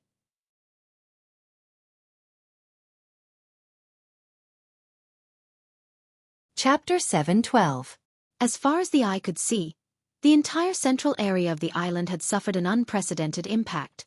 The earth had been flattened. The island had suffered a direct impact from the Super Shinra Tensei. The devastated island was a shocking sight, and the giant craters were obvious. This extremely large area of effect attack left everyone dumbfounded. Not only that, the exaggerated destructive power was unforgettable. The entire terrain of the island was rewritten by this unprecedented attack. Kazan, are you sure the opponent we are fighting is really human? Kizaru's face was covered with dust. At this moment, he looked like an old man who hadn't taken a bath for many years. This should be maybe. Not only Kizaru, but even Akiji had doubts. The answer sounded ambiguous. Such a large-scale attack was beyond imagination, and the two of them were fortunate enough to follow Garp and Senshi Sengoku to fight against the legendary pirate king, Gold Roger. Roger, who was almost deified by the world, may not be able to make such a shocking attack. One move almost destroyed the entire island. Anyway, it is necessary to investigate the origin of this guy, otherwise, we can't complete the task. Kizaru flicked the dust and lit a cigarette. Hearing this, Kuzan nodded in agreement and stared at Tendo Uchiha Madara, who was covered with black tubes, with a frozen face. Let's go together. The moment Kizaru's voice fell, he disappeared. Looking at the fragments of the Kazuchiha Madara crushed like ants, his old eyes flashed with disapproval. These simple machines can be mass-produced as many as you want. Yasakani no Magatama. Knowing the strength of Uchiha Madara, Kizaru chose to be cautious. He waved his hand and used his most powerful move. Dark blue light erupted. Unlike the golden giant Dustless's body, a blue skeleton rose from the ground and defended Uchiha Madara. Kansusanu! With Uchiha Madara's low voice, the dark blue light turned into a real one. Clang! Clang! Clang! Kansusanu was swallowed in the blink of an eye. Because the light was too strong, it covered the dark blue luster of Kansusanu and dyed it golden. Ka ka ka! In the swallowed Kansusanu, the sound of bones cracking could be faintly heard. It seems that you are not invincible. Like I said, God is fair to everyone. Kizaru said calmly as he tasted the rich tobacco in his mouth. Following his gaze, the dark blue skeleton gradually collapsed. Let me give him a boost. Qingji revealed a stern expression. Both of his eyes were as sharp as a blade. Icy cold air gathered on his right arm and quickly formed a large exquisite ice sculpture. Ice, stormy pheasant beak. A huge ice bird condensed in an instant, flapping its wings vigorously, sending out a piercing cold wind, and with a powerful impact, it swept towards Uchiha Madara. The cold and gloomy air emanating from his body could freeze time and space. Ka ka ka! At the same time, the impenetrable Susanoo that protected Uchiha Madara finally couldn't withstand the erosion of the light, and it shattered with a bang. Whoosh! The cold wind blew. The cooperation between Kizaru and Akiji was quite close. At the moment when Kansusanu collapsed, the ice bird condensed by Akiji roared and instantly froze Uchiha Madara into a shining ice sculpture. Under the illumination of the sun, it was extraordinarily beautiful and full of artistic feeling. This monster is finally locked in a cage. His tight heart relaxed, and Akiji breathed a sigh of relief. His slightly tired old face also regained its luster. What an unexpected disaster. I was forced into such a mess by a guy with no bounty. Really, how come there are more and more monsters in this world? Looking at himself, Kizaru couldn't help but complain. Looking up, there were many scorched holes in Kizaru's clothes, all thanks to Uchiha Madara.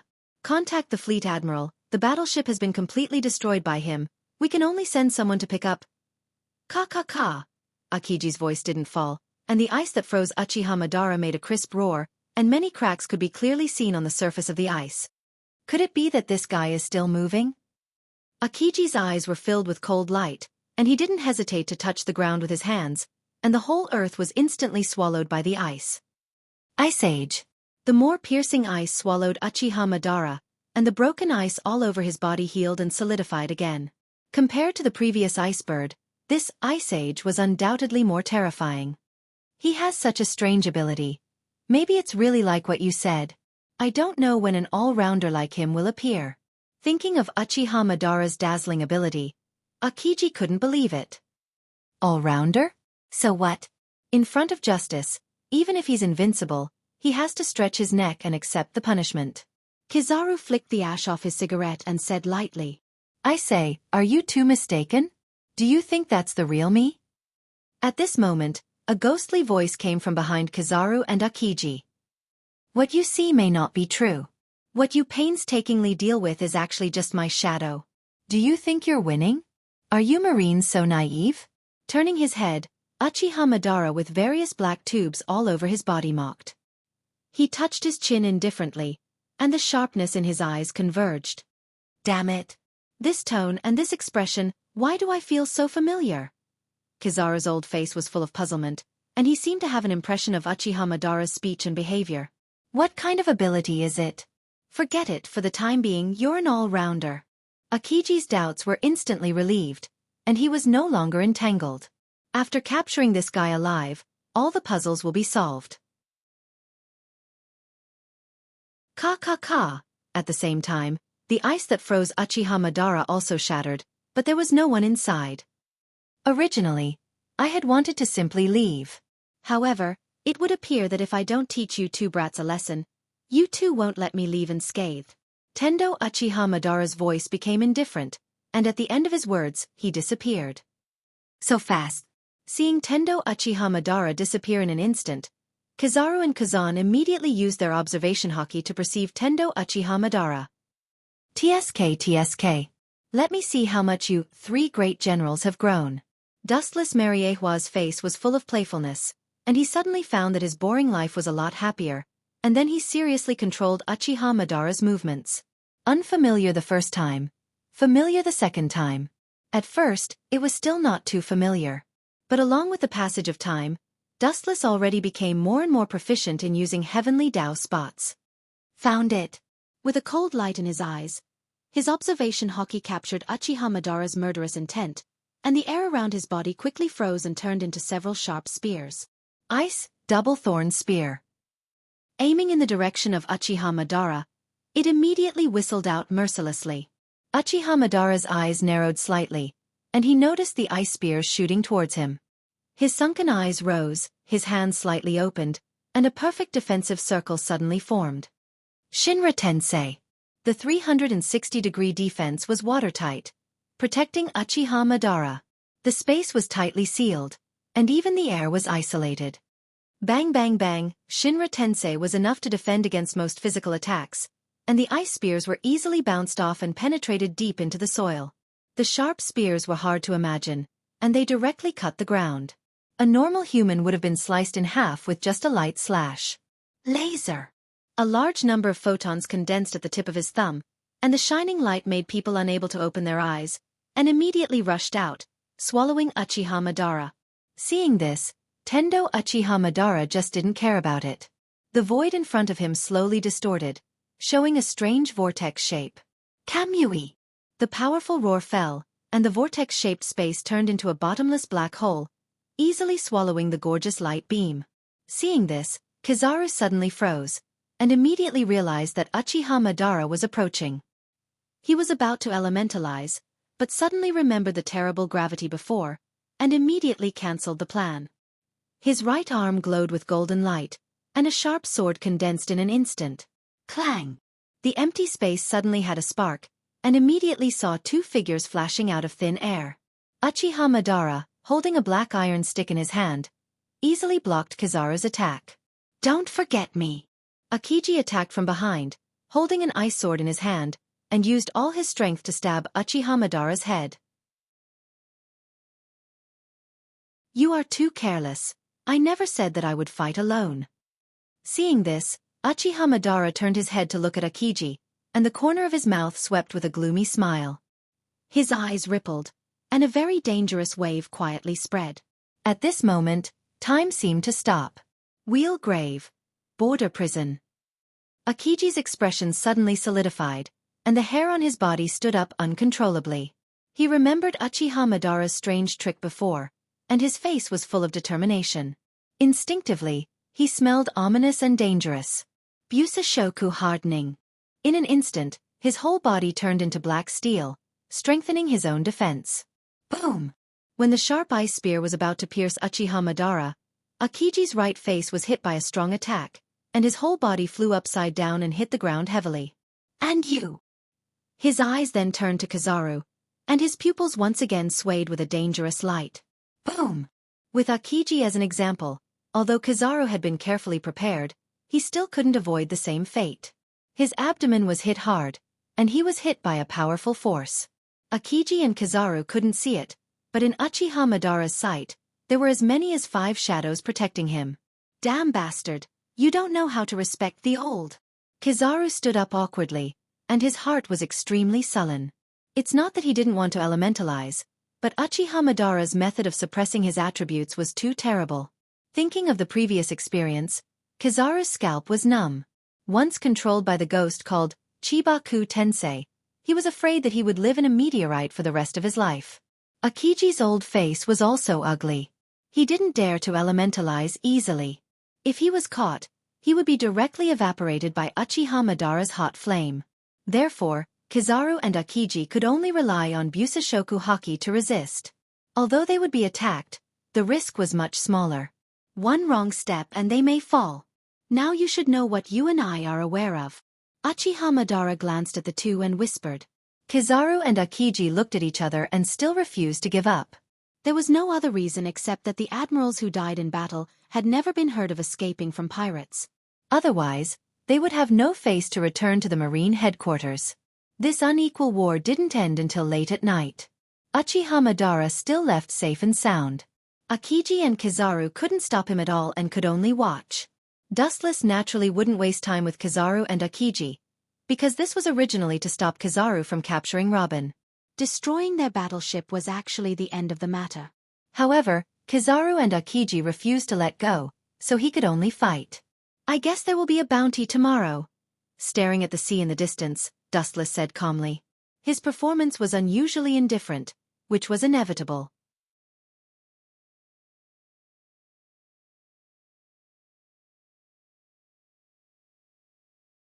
Chapter 7:13. The bounty on a pirate is not only based on his own strength, but also an estimate of his future potential. Making the most comprehensive analysis, if the pirate is too dangerous, the Marine may immediately destroy their high-end combat power. However, as for Uchiha Madara, it is estimated that no one can destroy him.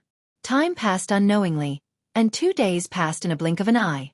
On the magnificent sea, huge ripples appeared. Looking as far as the eye could see, several giant battleships slowly moved forward. This time, the Marine Fleet Admiral, Sengoku, and the Marine Hero Garp took the lead. Can Kazan and Borsellino be trusted, Garp? Thinking of the absurd rescue message 2 days ago, Sengoku still had deep doubts. In fact, I also think it's ridiculous. They are 2 admirals. Even if they are not opponents, they shouldn't be beaten to the point where they are about to starve to death. Garp said incredulously. They are admirals, and they won't starve to death. Who knows? Anyway, we are almost there. Sengoku shook his head and smiled bitterly. He was leading the team in case of accidents, and even his old comrade Garp was involved. He was afraid that this was a trap against the Marine. Uchiha Madara? When did such a guy appear in the world? This is a sign of the coming chaos. Sengoku looked at the distant sea, and his mood was particularly complicated. Powerful enemies always stand on the opposite side of the Marine. 2 days ago, Kizaru, Akiji, and Uchiha Madara fought on the island. This island was extremely desolate, and there were abandoned rocks everywhere. Not to mention suitable prey. Even flowers and trees were rare. The Marines' battleships were all sunk, and the food and water on board, as well as daily necessities, all sank to the bottom of the sea. So Kizaru, Akiji, and others were hungry for 2 days. There was no food on this desolate island, and the surrounding sea was extremely strange. Even fish were rare, so they could only endure 2 days of hunger. It's all because of that guy. He made me so embarrassed, hateful. On the reef, Kizaru looked decadent, and he cursed Uchiha Madara listlessly. At this moment, Kizaru was unbearable to look at. His clothes were ragged, and there were burnt holes everywhere. His lips were all cracked, and his eyes were sunken. Akiji beside him was not much better. He simply lay on the ground and took a nap. From his tired look, it was not difficult to see that Akiji was also very sad. It's reasonable to say that with an admiral's physique, even if they don't eat for a few days, it wouldn't be a big deal. But after fighting with Uchiha Madara for almost a day, both of them have already exhausted their physical strength. It's useless to complain. If we want to capture that man, at least the 3 of us have to go together. Akiji suddenly opened his eyes. His turbid eyes were full of tiredness, like an old man in his twilight years. His empty stomach was growling uncontrollably. The 3 of us? You mean to add Sakazuki? Kizaru was surprised as the scattered sunlight regained its brilliance. The 3 Marine admirals teamed up to deal with one person at the same time. Even the current Whitebeard couldn't withstand it. Aren't you overestimating that guy? Kizaru frowned, expressing deep doubts about this. Hearing this, Akiji glanced at Kizaru, then stood up and looked at the spectacular sea in the distance. His voice was filled with endless sadness. The era in front of us is more chaotic than the era of the Pirate King. Akiji's face was complex as he said to himself with emotion. Countless pirates are fighting for hegemony, but there is only one position of the Pirate King. It's not difficult to see how bloody the sea will be in the future. Do you think that we have a chance of winning against that man named Uchiha Madara? Akiji turned his head and looked at Kizaru meaningfully. Hearing this, Kizaru was silent, and after a long time, he shook his head. After almost a day of confrontation, he and Akiji were suppressed. Uchiha Madara's performance was more like a test of the bottom line of Kizaru and Akiji's strength. Looking at the miserable island, Kizaru couldn't help but feel numb and cold sweat as he thought of Uchiha Madara's strength. Rumble. At this moment, Kizaru's stomach was also rumbling, and his old face was suddenly very embarrassed. At the same time, his heart was filled with strange emotions. The experience of these days was the biggest shame of his life. The two dignified admirals were forced to be so unbearable and hungry. Kizaru couldn't help but feel angry when he thought about it. Akiji didn't care about this. Perhaps, the three of us together may not be the opponent of Uchiha Madara. He is too terrifying, and his strength has reached a point where we can only look up to him. Akiji said with fear. Ship? It seems to be a marine ship. The fleet admiral is finally here. Suddenly, Kizaru found a black dot in the distant sea, and the frustration on his face disappeared. Akiji nodded and looked at it. It was indeed a marine battleship. This time we lost face. As the highest battle power of the marine, we actually let the fleet admiral and Garp personally come to rescue us. Am I dreaming now? Kizaru said with a smile on his face. Akiji nodded undeniably. He also felt the same way. Sometimes he thought that this was a dream, but it was just a joke played by God. However, the flattened island, the crushed mountain, and the island where all the creatures were killed, obviously told Kizaru and Akiji that this was a cruel fact.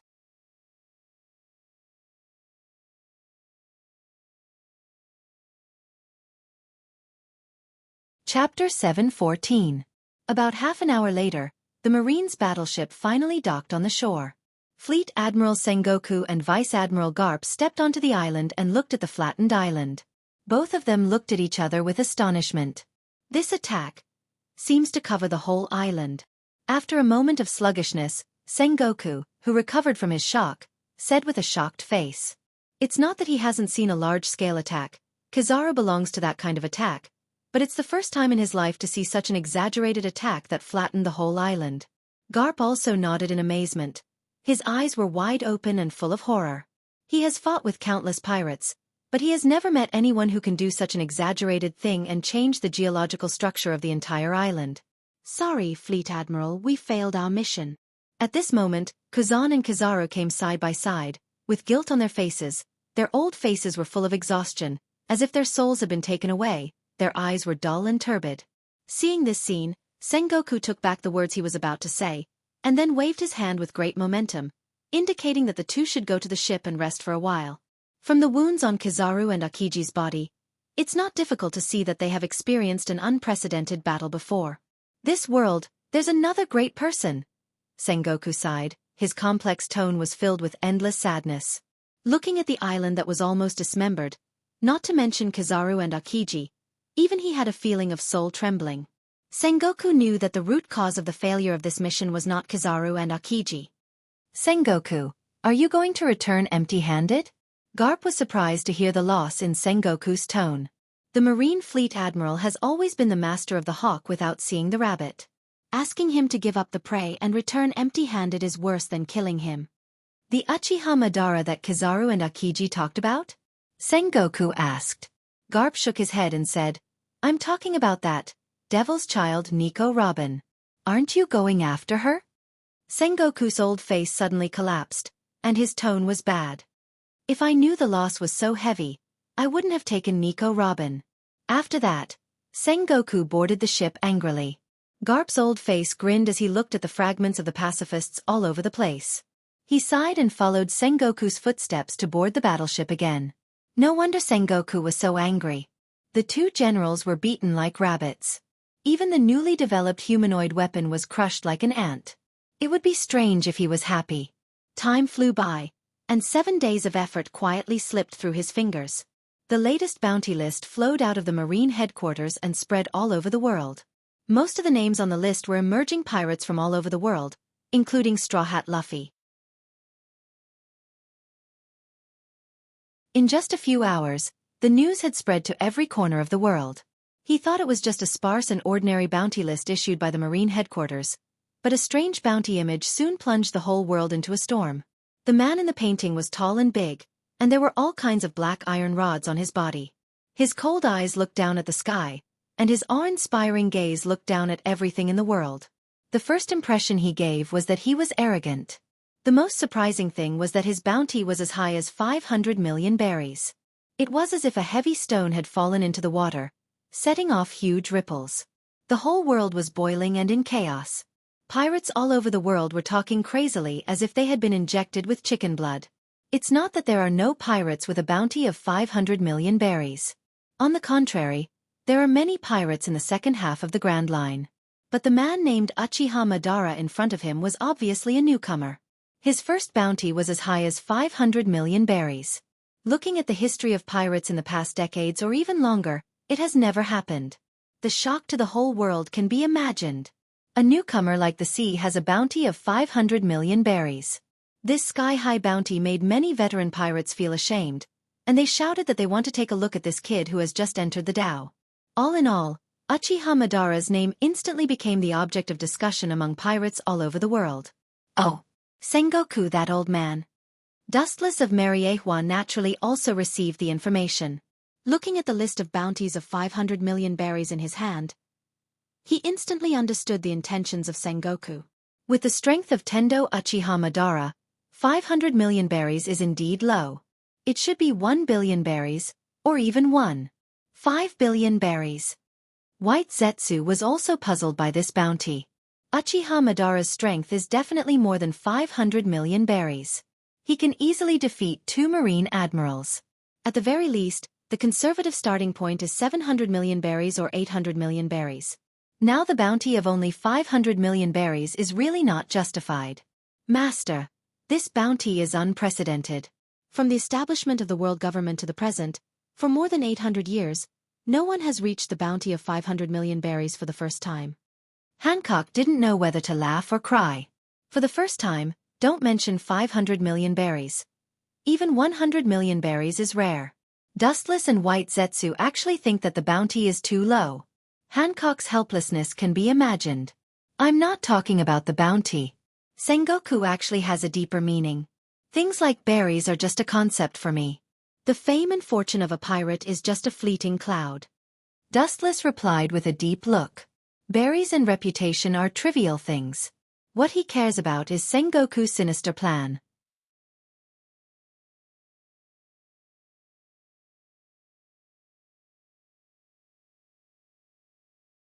Chapter 7:15. All in all, the news of Uchiha Madara's bounty of 500 million berries swept the world in an instant like a hurricane, and all the pirates in the sea were shocked. A storm unique to Uchiha Madara swept the planet. Even the Whitebeard pirates, who recently went berserk because of the disappearance of Fire Fist Ace, who was actually kidnapped by Dustless, stopped moving for a while and became strangely silent. They were also confused by the bounty of 500 million berries. A newcomer with a bounty of 500 million berries. This is the first time since the records of the world-famous pirates have been recorded. The name of Uchiha Madara remains in everyone's heart, and from then on, his every move will inevitably affect the nerves of the world, and it is extremely difficult to ignore him. However, everything has two sides. There is a saying that the higher you stand, the harder you fall. This is a truth that has not changed since ancient times. The higher you are held, the harder you fall.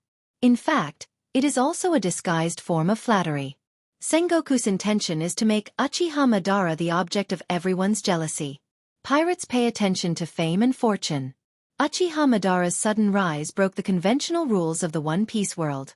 He is the first pirate in history with a bounty of 500 million berries. There will be proud veteran pirates who will not accept this, and challengers will naturally come in an endless stream. Killing a newcomer with a bounty of 500 million berries will definitely make him famous. Therefore, the bounty of 500 million berries is just right, and more or less, it may be self-defeating. Today, one of the Yonko, 4 emperors, the captain of the Bigu Mamu pirates, Charlotte Lingling, her bounty is only 850 million berries.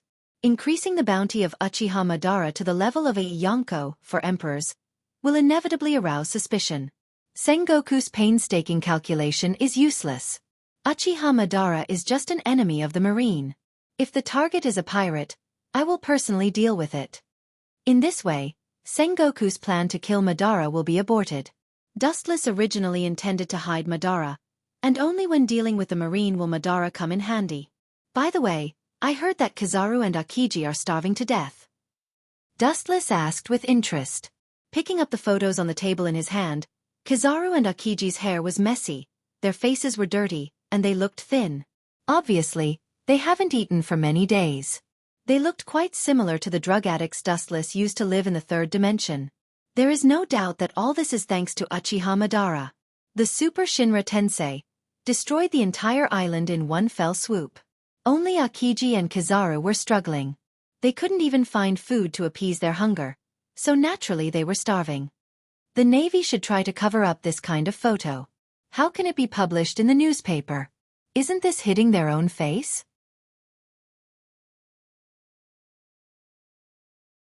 Wuchen wondered. Kizaru and Akiji's embarrassment was also published in the newspaper, becoming the contrast of Uchiha Madara. There's no such thing as an impenetrable wall in this world. Sometimes the more you want to hide something, the faster it will be exposed. Hee hee. Baizu's face was filled with a wretched expression as he spoke. He even had a gloating smile on his face. Hearing this, Dustless glanced at White Zetsu.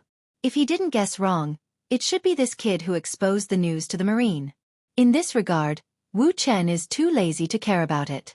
This is not a bad thing. Although he is also a Marine admiral, the world government and the Marine headquarters are not in the same bed as each other. Wu Chen is naturally happy to fight the arrogance of the Marine.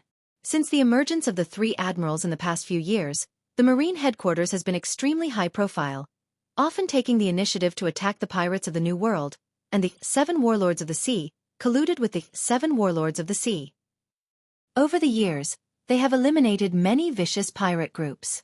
Today's New World is barely calm. At least, as long as the Yonko, 4 emperors, don't make trouble, the sea is relatively peaceful. This sudden incident is the first time that the Marine has made a fool of themselves, and the protagonists are 2 admirals. The impact is unprecedented. I think Sengoku is more uncomfortable than eating a fly. In a trance, Dustless seemed to see the angry look of Sengoku, and his eyes glowed. There is no doubt that Sengoku didn't expect Uchiha Madara to appear out of thin air. The reason and motive are also inexplicable. It seems that he is just like other pirates, holding the mentality of becoming famous in the world. And the object of suffering is naturally Kizaru and Akiji. What about the movements of the Straw Hat Pirates? They should have landed on Alabasta. Dustless changed the topic to the Straw Hat Pirates. At the same time, the considerate Hancock sent a fragrant afternoon tea for Dustless to enjoy. Suddenly remembering the blue-haired girl Vivi and her father Corbula that Mariehua met back then, Dustless's eyes flashed with a strange luster. It seems that he has been in contact with Crocodile. But Straw Hat Luffy was too weak and was almost killed by Crocodile on the spot. That kid survived and thought of a plan to deal with Crocodile. White Zetsu said with appreciation. Using water to deal with Crocodile, this is the strategy that Luffy came up with for the time being. Although it is very rough, it is unexpectedly effective and very practical. It can deal with Crocodile's elementalization. Kizaru and Akiji have been defeated. It seems that it won't be long before Luffy joins the Straw Hat Pirates as an undercover. It seems that everything is ready. White Zetsu heard this and nodded gently.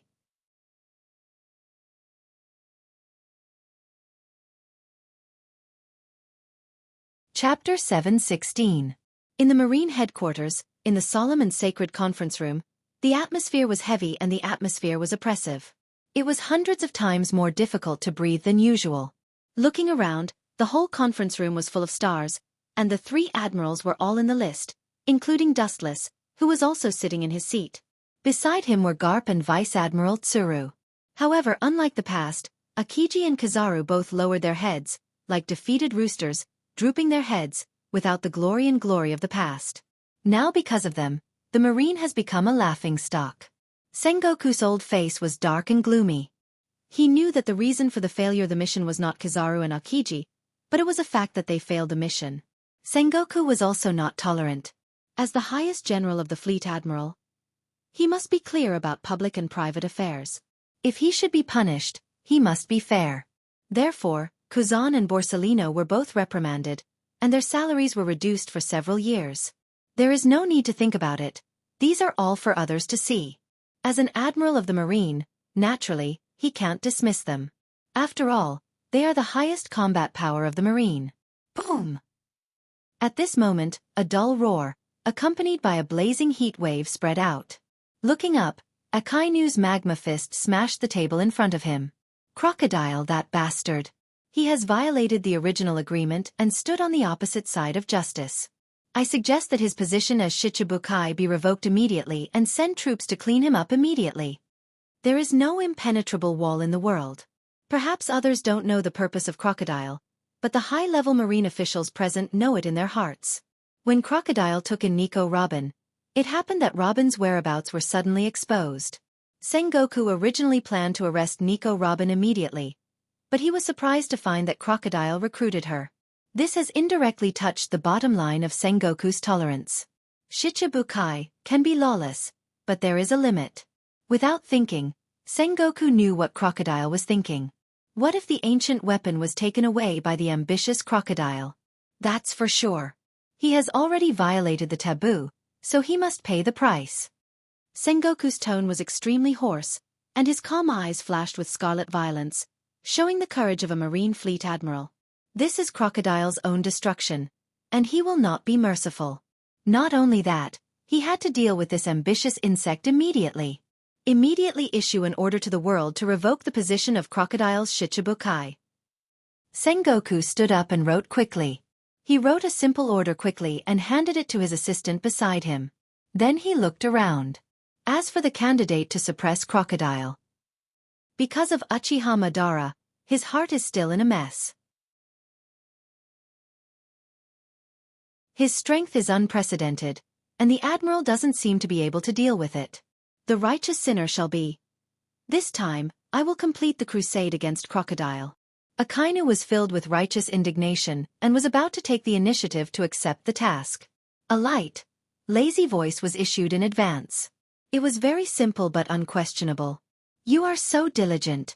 It's strange, did the sun come out from the south? Garp looked at Dustless beside him in surprise, and said that he looked out of the window to see if the sun came out from the south. Not only Garp, but all the marine executives looked at Dustless in surprise. He is the most lazy in the marine. Now he is so diligent, which is really incredible. Dustless glanced at the old guy and immediately looked at Sengoku on the main seat. In that case, the task of suppressing Crocodile will be handed over to you. After a long silence, Sengoku rationally decided. Even if the mysterious Uchiha Madara appears again, Dustless's strength is enough to deal with him. Even if he can't beat him, he should be able to escape. Sengoku, this old guy. Forget it, it's better for me. Crocodile, your task is over, and it's over. With a sinister smile, Dustless has sentenced Crocodile to death in his heart. At the beginning he just used him. Now that the purpose has been achieved, the people who should shut up must shut up forever. No matter what, we have to arrest that guy immediately. With a cold light in his eyes, Sengoku's tone was resolute. Being slapped in the face, naturally, he has to double back. Revenge has always been the principle of Sengoku. No problem. Dustless smiled confidently. His light laughter was full of casual, as if it was not worth mentioning. He naturally knows why Sengoku is so anxious. The real reason is estimated to be to make an example of Crocodile, the 7 warlords of the sea, to deter pirates. Humph. Looking at Dustless with dissatisfaction, Akainu immediately sat down. Since Dustless chose to take the initiative to attack, there is no role for him. The strength of the two sides is completely different. The giant elephant can easily step on a small mouse. Sengoku nodded. Although he was also very puzzled, he did not ask much. Anyway, the main thing is to catch Crocodile the mastermind. Catch him? It's better to send him to hell. That eyesore of a fly should have died more than 10 years ago. With a cold mist on his face, Dustless has decided to kill Crocodile directly. He will definitely die. If he is handed over to Sengoku, he may make a boring public execution.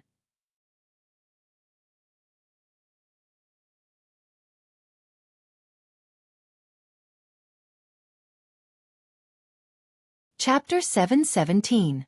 Crocodile painstakingly looked for Pluto to deal with Dustless. For such an ambitious enemy, Dustless used to let him live for more than 10 years. Now that the time has come, he will never tolerate him. I promise to complete the task. Saluting Sengoku, Dustless smiled and promised. When Sengoku saw this scene, he felt strange. He didn't know why, but he always had a strange feeling in his heart. Not only Sengoku, but other marine generals also stared at Dustless. They always felt that his words were insinuating and had other meanings. After a few words of greetings, the hours-long meeting ended. Time flies, and in a blink of an eye, 3 days passed. Although Sengoku asked to arrest Crocodile as soon as possible, it was easier said than done. The journey to Alabasta alone took 7 days. Moreover, due to Wu Chen's deliberate procrastination, he still hadn't left the military headquarters even after 3 consecutive days. Is your justice so sluggish? How dare you? On the seaside of Marin, Dustless leisurely basked in the sun. His personal maid Hancock also followed this time, standing quietly beside Dustless, waiting for orders. A group of marine bosses stood around, staring at Dustless with dissatisfaction.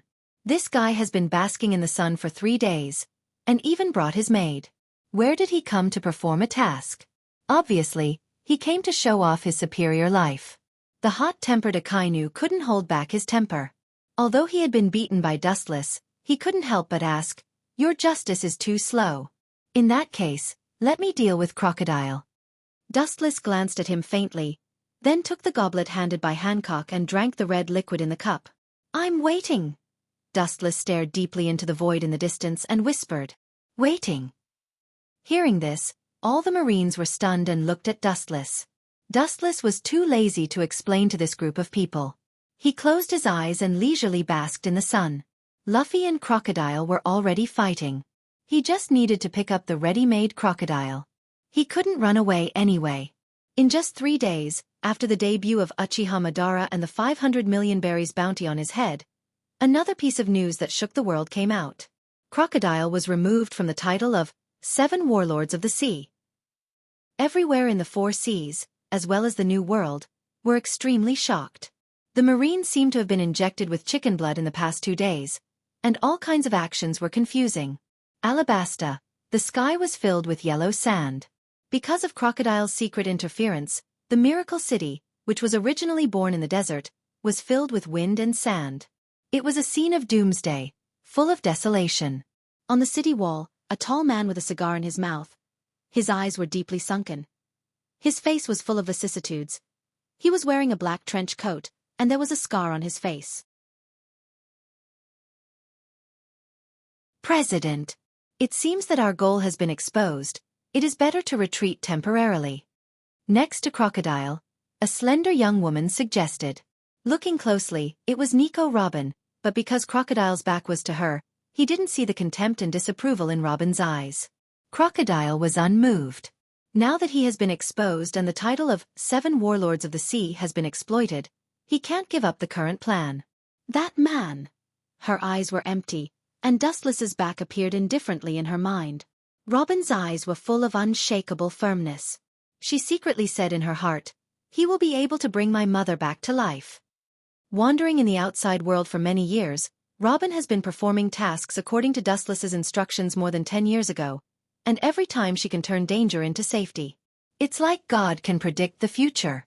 Thinking of Dustless's incredible prediction ability, which was almost 100% accurate, Robin's heart was beating uncontrollably with a thump-thump-thump sound. Her breasts were also undulating. If you can predict the future, then it must not be difficult to bring the dead back to life. Her eyes were full of fanatical flames. At this moment, Robin's temperament was particularly hot. Even Crocodile was affected. He suddenly turned around and looked at Robin in surprise. "What's wrong?" Hearing this, Robin was stunned, and then instantly restored her former calmness. "I think it won't take long for my dream to come true, so I'm happy." "Yes." Crocodile's eyes also glowed from blankness, looking at the distant sky with strong confidence. It's just that he didn't catch the fleeting sarcasm in Robin's eyes. In the dark, Crocodile seems to have dreamed of controlling ancient weapons and sweeping the world.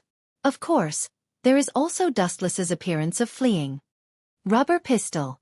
At this moment, with a loud shout, a fist rose from the ground, extended without limit, and smashed directly from the bottom of the tower. "That kid is not dead yet. Forget it, it's not too late to kill you this time." Crocodile looked down at Luffy and others under the tower with a contemptuous smile at the corner of his mouth. Looking at the incoming fist, he was even more disdainful. I can elementalize. How can this kind of casual attack be possible? The arrogant laughter didn't stop, and Crocodile was ruthlessly smashed. Looking closely, Luffy's rubber fist was dripping with water.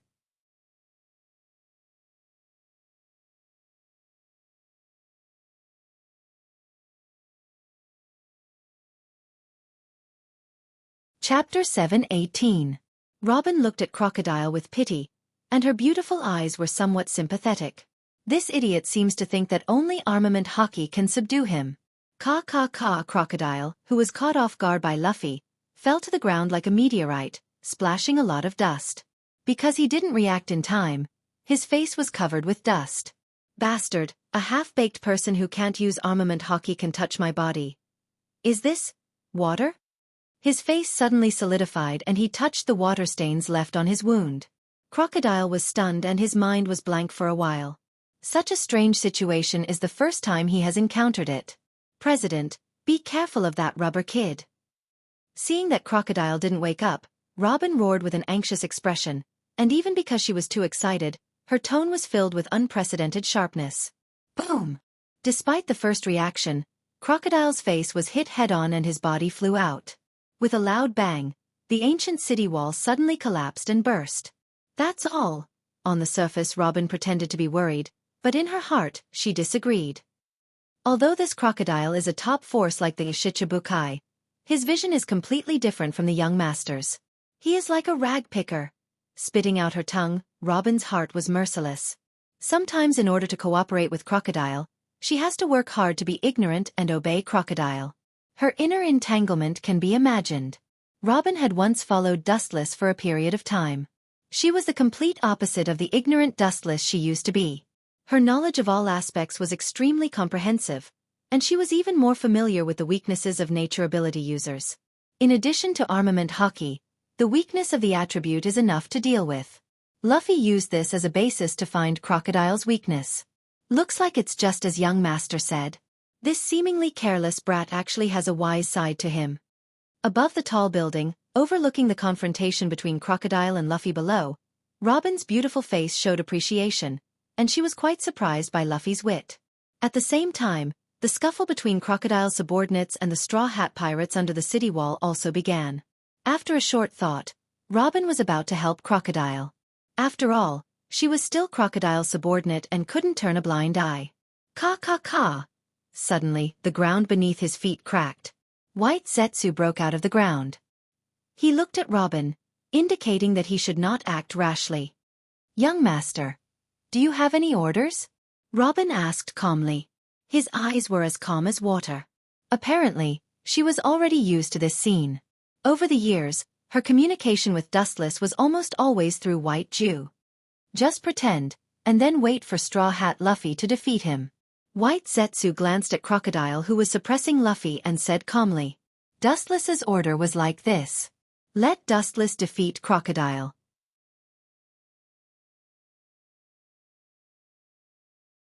After the matter was over, Dustless would come over in a marine battleship and kill Crocodile, which was equivalent to completing the task.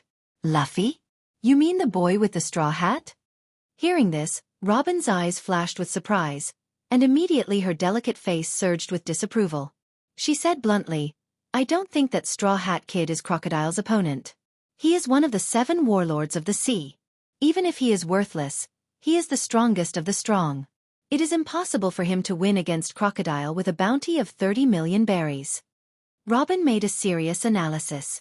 Whether it was the situation on the scene, past records, or combat experience, Crocodile was better than Straw Hat Luffy. All in all, this was an unequal battle. Is it? But this is what that person means. White Zetsu did not hesitate to kick the ball to Dustless. Young master. Robin's body froze when he heard that. His gaze towards Crocodile changed immediately. His eyes were filled with pity. It was obvious that he was looking at a prisoner. This woman's change is too fast. I just mentioned Dustless, Sama, and she immediately jumped ship. White Zetsu was speechless. Originally, Nico Robin was optimistic about Crocodile, but after White Zetsu said that, she immediately joined Luffy's camp. Her position was too weak. Although I don't know why the young master is so optimistic about Straw Hat. But in the past 10 years, the young master's predictions have never been wrong, so it should be true. She put down the straw hat, and her eyes were full of firmness. In short, just let nature take its course. When Luffy defeats Crocodile, you can use the Den Den Mushi to notify me. His voice fell, and without waiting for Nico Robin to make any response, White Zetsu's body drilled into the ground again, and like a ghost, he disappeared without a trace. Seeing White Zetsu disappearing like a gopher, Robin chose to respect Dustless's will. Now, in her world, the only living person is Dustless, omniscient, omnipotent supreme existence. Sometimes, when she thought of Dustless's incredible prediction ability in the past, Robin would be more excited than ever, like a crazy fanatic. After all, predicting the future is a divine stroke, and Robin's blind worship is pardonable.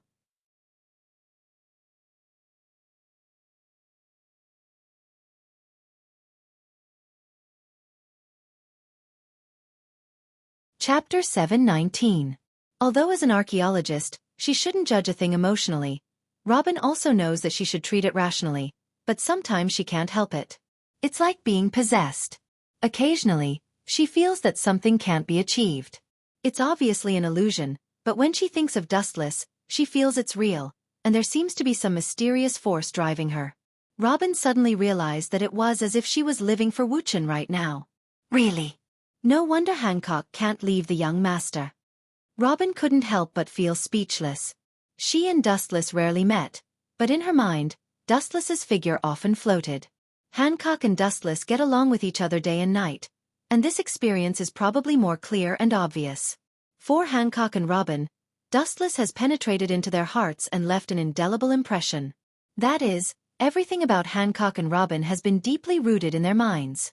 Just like Hancock as a maid, the essence of her existence is to serve Dustless, and so is Nico Robin. Time flew by, and when they realized it, it was already 10 days later. On the blue sea, huge waves swallowed the surrounding sea at an extremely fast speed, rolling up even bigger waves. Battleships with a navy flag cut through the thistles and thorns and sailed rapidly on the sea. And the destination was Alabasta. Crocodile escaped. The Marines there are useless, but this is just right. On the spacious deck, Dustless sat leisurely in a chair, looking comfortable with his legs crossed and shaking his right foot from time to time. His expression was full of laziness and enjoyment. Hancock beside him was peeling grapes seriously. And the person talking to Dustless was Nico Robin in Alabasta. The content is very simple.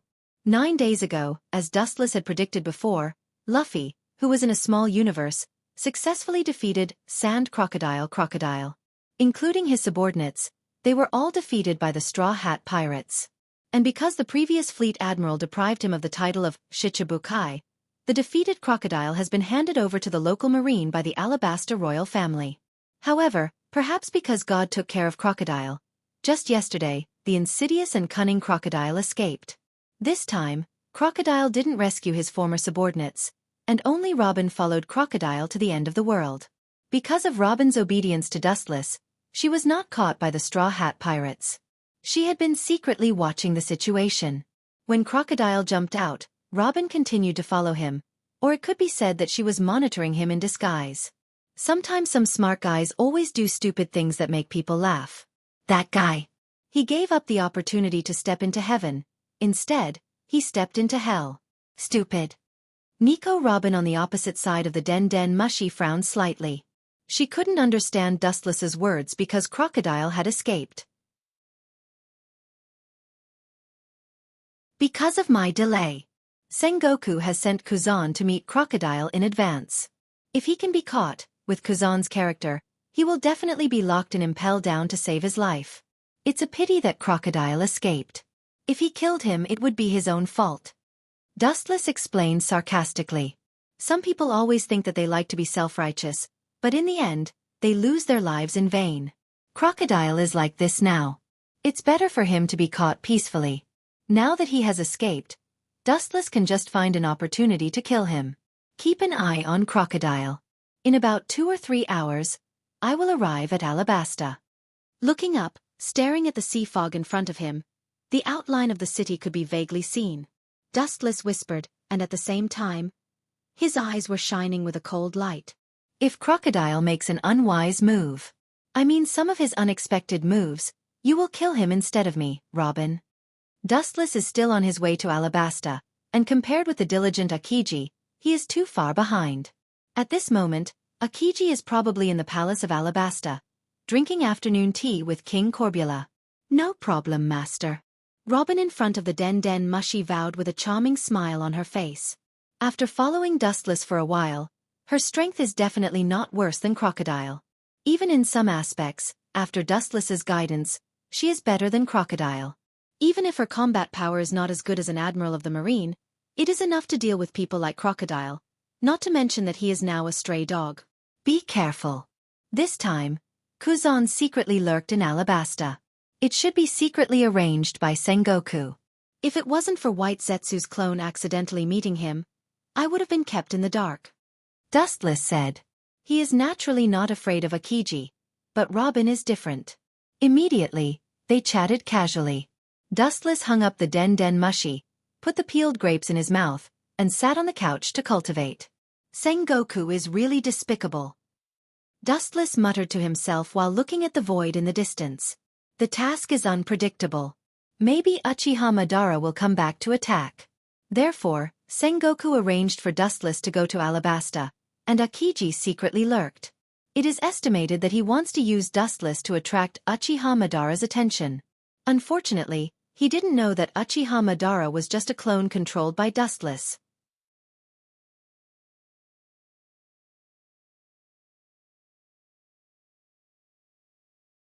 Chapter 720. Time passed quickly, and half a day passed in a blink of an eye. Alabasta used to be an oasis in the desert with charming scenery, and Cobra was also a rare king with a conscience, and the whole country showed a prosperous state of development. However, as it was targeted by Crocodile, it gradually declined and then collapsed. This group of guys. Really, if the sky falls down, the tall will hold it up. The wind was blowing, and the cold wind was sweeping, mixed with dense sand, and suddenly a sigh of frustration, full of helplessness and unprecedented headache, seemed to be quite annoyed and depressed. Looking closely, there were a considerable number of Marines stationed here, and the person who made the sigh was Admiral Akiji. Admiral Kazan, Crocodile is a pirate, and the direction of his escape is estimated to be the sea. Why don't we inform the Marine fleet in advance to catch him? A military officer carefully suggested, as he didn't keep an eye on Crocodile, and the kid escaped. Hearing this, Akiji turned his head and looked at the military officer. His eyes flashed with disapproval, and then he shook his head decisively. Crocodile was a veteran pirate. It was impossible for him to make such a common-sense mistake, and almost all of his subordinates were caught, and the probability of him leaving by ship was temporarily zero. These fools really can't be counted on. Looking around, Kuzan couldn't help but sigh. These people live on land all year round. To some extent they are more like the army, and they are not skilled in fighting on the sea. Looking carefully, Akiji's face was haggard, and his eyes were abnormally cloudy, giving people the feeling of a candle in the wind.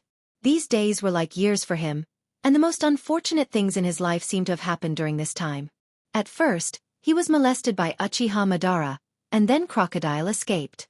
What made Akiji speechless was that he wanted to capture the Straw Hat Pirates as an atonement, but the result was that Crocodile escaped. Thinking about it, Kuzan felt a stomachache and uncomfortable all over his body, and he sighed in his heart. In the desolate desert, two silhouettes moved forward against the wind. They were exceptionally lonely, as if the entire world had abandoned them and looked at each other coldly. Bastard, that damned straw hat. I'll definitely teach you a lesson in the new world. An unwilling roar resounded through the sandstorm and spread to every corner of the world along with the awe-inspiring hurricane. A tall man with a broad figure and a fierce expression could be clearly seen. It was Crocodile, who was defeated by Straw Hat Luffy. At this moment, he fled like a stray dog. The plan that he had painstakingly worked on for many years went bankrupt and failed. Not only that, but he was once again wanted by the government because he lost the title of Seven Warlords of the Sea.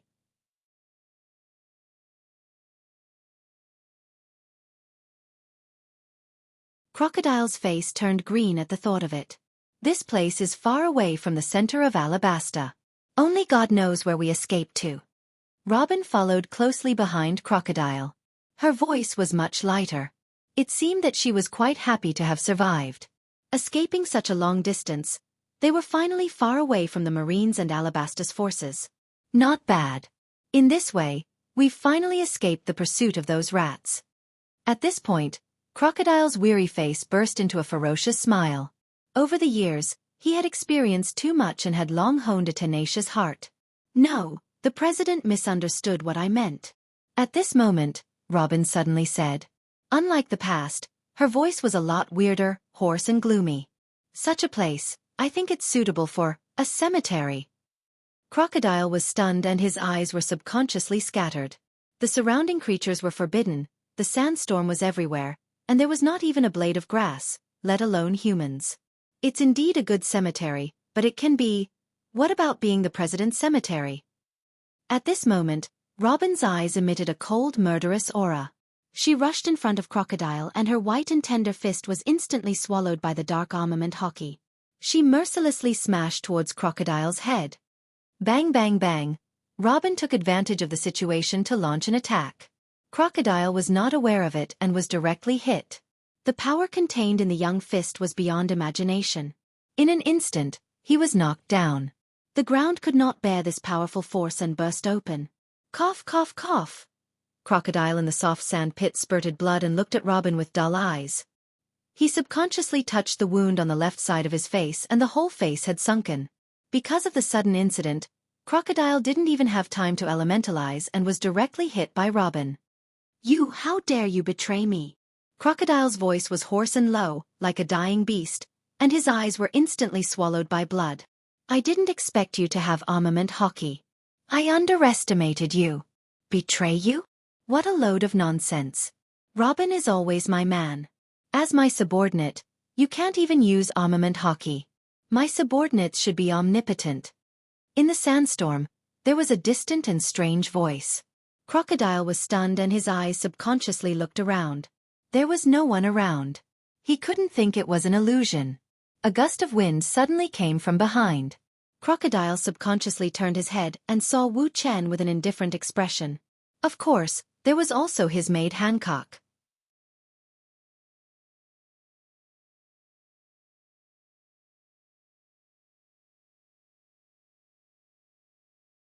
Chapter 721. Dustless's appearance immediately aroused Crocodile's vigilance. He stared at Dustless with cold eyes, and his whole body was uncontrollably erect. For Dustless, Crocodile had a deep fear in his soul. More than 10 years ago, he was beaten by Dustless. The scene of him being beaten like a bug without any power to fight back still played in his mind. It was precisely because of Dustless that Crocodile would try to become stronger at all costs. Even because the pressure from Dustless was too great, he had the idea of ancient weapons. Everything he had today was thanks to Dustless. Hey! Don't stare at me so fiercely. Seeing Crocodile staring at him, Dustless pretended to be afraid and hid behind Hancock, revealing half of his head, and looked at Crocodile timidly. Young master. You. Forget it. Young master always likes to tease others like this. Hancock turned her head and looked at the fearful Wu Chen silently. Her beautiful face outlined a soul-stirring smile, which added a bit of enchanting charm. This little girl is getting more and more beautiful.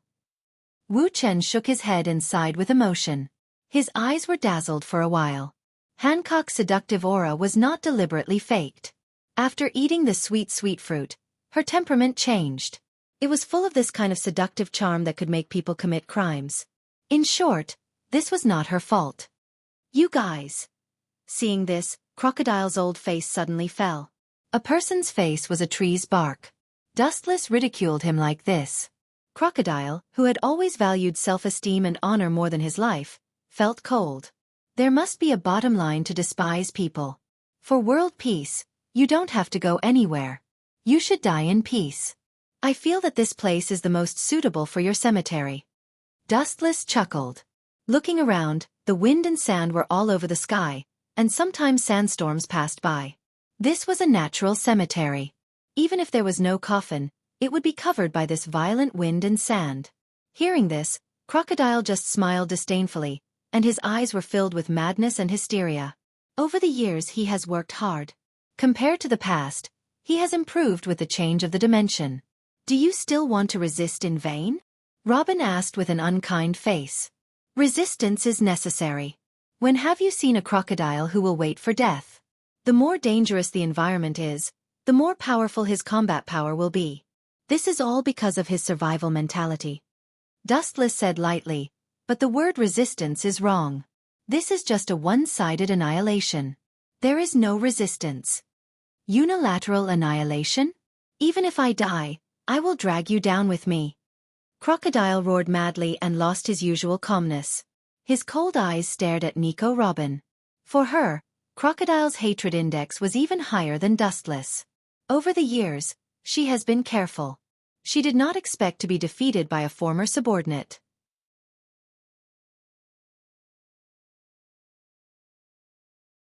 This made his proud heart unbearable. You can't even deal with a guy like Straw Hat Luffy. I advise you not to resist the young master, and let your head be taken off and die peacefully. Robin said coldly, her words full of murderous intent. You called him young master? Pointing to Dustless, Crocodile asked with a pale face. Only then did he suddenly realize that this deserted desert was led by Robin. Now it seems that he has become a turtle in a jar for Dustless. And Dustless can appear in this desert, indicating that Robin and Dustless have passed through in advance. I have treated you well. Why did you betray me? Crocodile's eyes were locked on Robin as he gritted his teeth and asked. Even because of excessive anger, his mouth was full of visible blood. Everyone hates traitors the most. Boring. Dustless couldn't help but shake his head. In his eyes, this is just a manifestation of dispelling fear. Now that he is in a desperate situation, pirates like Crocodile have a fear of death. He hasn't completed his mission yet. How can he be willing to die? Dustless doesn't care about Crocodile.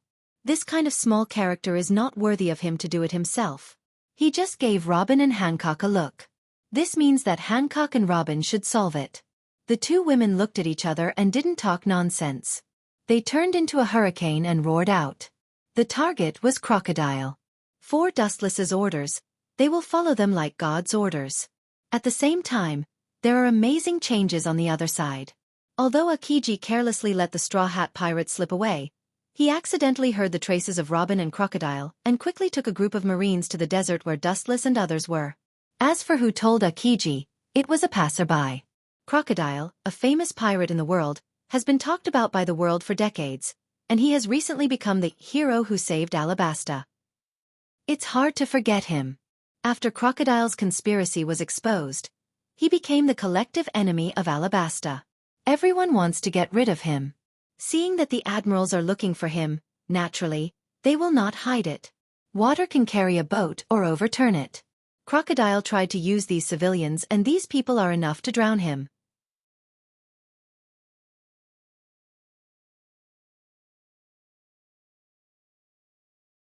Chapter 722. A just cause enjoys abundant support, an unjust cause finds little support. This is an immutable truth. Crocodile has offended as many people as the stars in the sky. His own strength is useless, which naturally leads to his destruction. At the same time, he was targeted by Dustless and Kazan. This is his own fault. In an unknown desert, yellow sand filled the sky as three figures intertwined with each other. The chaotic battle between them created a large vacuum area. Even the air within a radius of 100 meters had become abnormally hot due to the fluctuations from the intense battle between the three of them. The raging yellow sand detoured. Boom! Puff! With a dull sound, a black shadow flew out. Looking up, it was Crocodile who was hit by Hancock and Robin. Perhaps it was because both of them were women and they were both Wu Chen's subordinates. Their cooperation was exceptionally intimate. Their smooth and flowing movements were flawless and full of a kind of alternative artistic feeling. Their elegant posture and skillful fighting skills were pleasing to the eye. Boom! Crocodile was blown away, and the soft sand was naturally destroyed. It splashed up like a wave, and the wind and sand were about 2 or 3 meters high in the air. After wandering in the sea for so many years, you haven't changed at all. You seem to have become a lot smarter. It seems that you have focused on conspiracies these years and forgot to improve your strength. The contempt in Dustless's eyes was clear, and he immediately understood Crocodile's intentions. This guy wanted to defeat him with external forces. It was just a daydream. Don't talk nonsense, don't be complacent. Crocodile, who stood up in the sand, roared. His roar was sharp and made people involuntarily have goosebumps. This guy still refuses to give up at this point. His willpower is tenacious. Hancock frowned and was a little surprised. Robin also nodded undeniably. She had been undercover for many years. She knew that Crocodile's will was comparable to steel. If she wanted to completely destroy him, she must have enough strength. Following their line of sight, Crocodile was dripping with blood. His whole body was filled with a strong smell of blood. His bones were also showing signs of being dented. This was all thanks to Robin and Hancock. Dustless would instruct the two women when he had time. Especially his personal maid, Hancock, was the most amazing. She was even able to fight with the generals. Robin was not as good as Hancock, but her strength was infinitely close to that of an admiral. Crocodile's disadvantage was extremely obvious. Now that the two women joined forces, they were inevitably humiliated and beaten. Even so, the dignity of a great pirate still supported Crocodile's will. Crocodile did not give up. What a stubborn fool. He should have just surrendered. Why did he have to end up like this? It's useless to resist.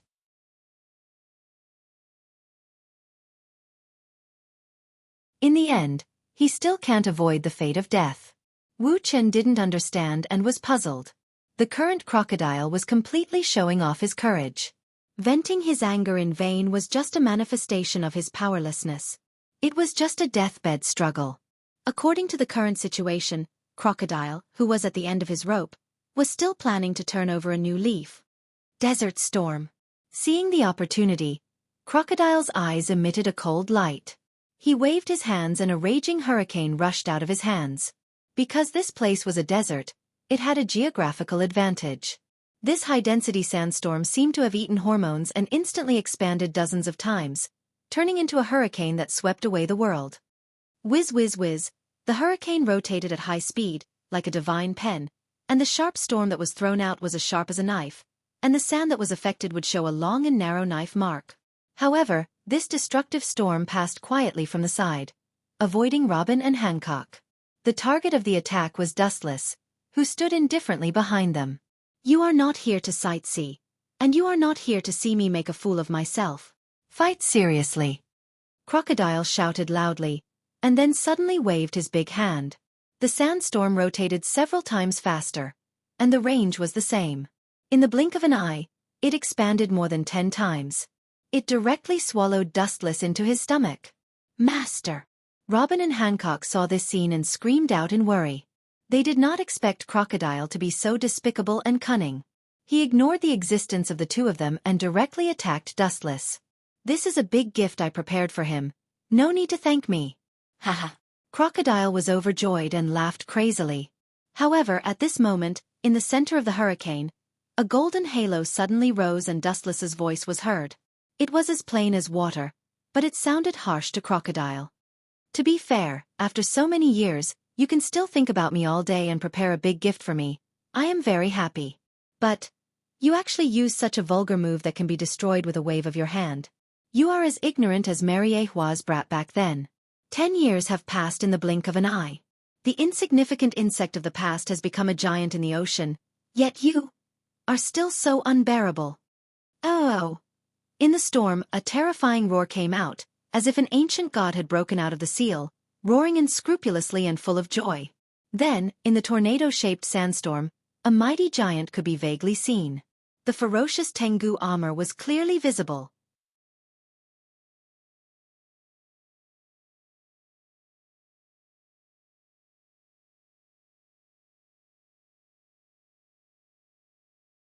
Chapter 723. The ferocious Tengu armor, the mighty body, the head on the sky and the feet on the ground, made Crocodile sweat. His soul trembled when he was swept by the terrifying giant eye. Boom boom boom, the towering giant raised his blade and swung it down. The tachi of light swept out, and a tyrannical wind shot out from the tip of the blade.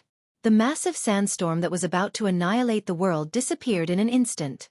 The heavens and earth were solemn, as if even the heavens were afraid of the ancient giant. The silence was as still as water. They were like insects that could be easily suppressed, trampled, and destroyed with a wave of his hand. His pupils widened as he looked at the giant. Crocodile stopped breathing and his heart stopped beating. For a moment, he was motionless like a sculpture. Short-sighted, what you saw before is just the tip of the iceberg. Raising his eyelids and looking at Crocodile with pity, Dustless's sarcasm disappeared in a flash. Pluto's weapon only exists in legends. It is unrealistic to use him to defeat Dustless.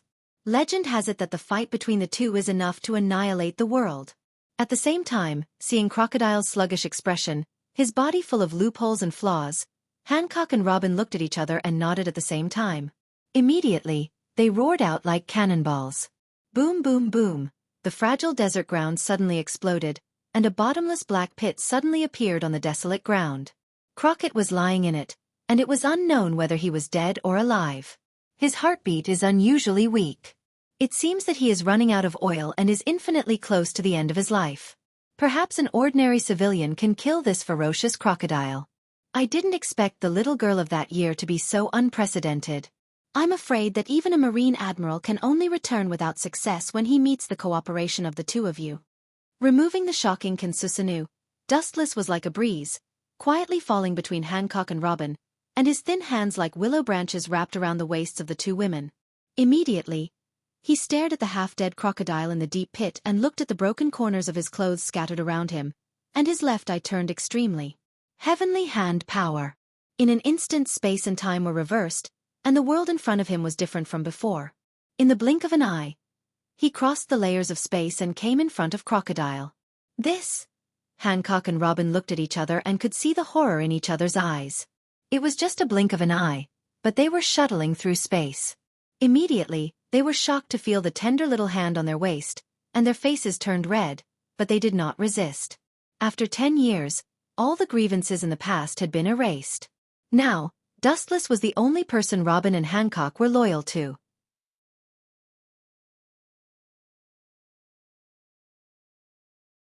The present Wu Chen was just their everything for the rest of their long lives. Cough, cough, cough. Dustless crocodile, crocodile, crocodile, crocodile, and crocodile, crocodile and looked at him. Crocodiles. Dustless. Was Dustless. So that's how it is.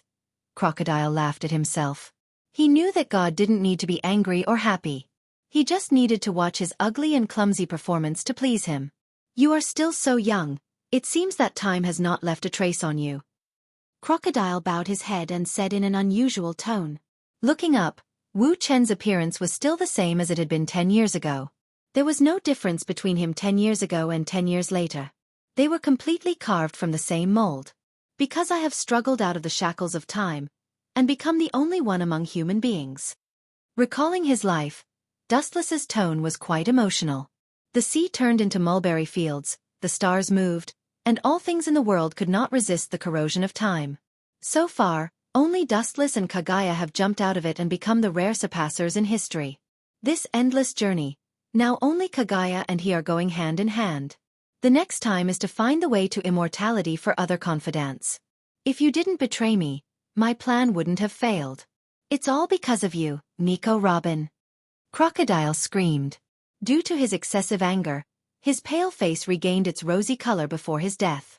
At this point, you're already at the end of your rope, yet you're still so hysterical. Who do you think has been controlling your life for the past 10 years? Is everything really accidental? It's a big mistake. It's all inevitable that I wrote the script for you. The corner of Dustless's mouth raised. He ignored Crocodile's absent-mindedness and said in a low voice, You think you recruited Robin, stupid. All of this is the result of my deliberate arrangement. Including you, you are secretly controlled by me, but you are too arrogant to realize it, thinking that all of this is the product of your own wisdom, naive. This is just an opportunity for me to arrange Robin to sneak into the Straw Hat Pirates. Dustless told the truth indifferently. Impossible. Do you really think you are a god and can perfectly predict any details of the future? Crocodile roared in disbelief as he thought of his years of hard work. Looking up, he tried to find a lying expression on Dustless's cold face, but Dustless's expression didn't change and he always maintained a calm look. Looking at Crocodile's eyes, he was full of sympathy and pity. For such a person, Dustless disdains to lie to him, It's just a simple waste, that's all.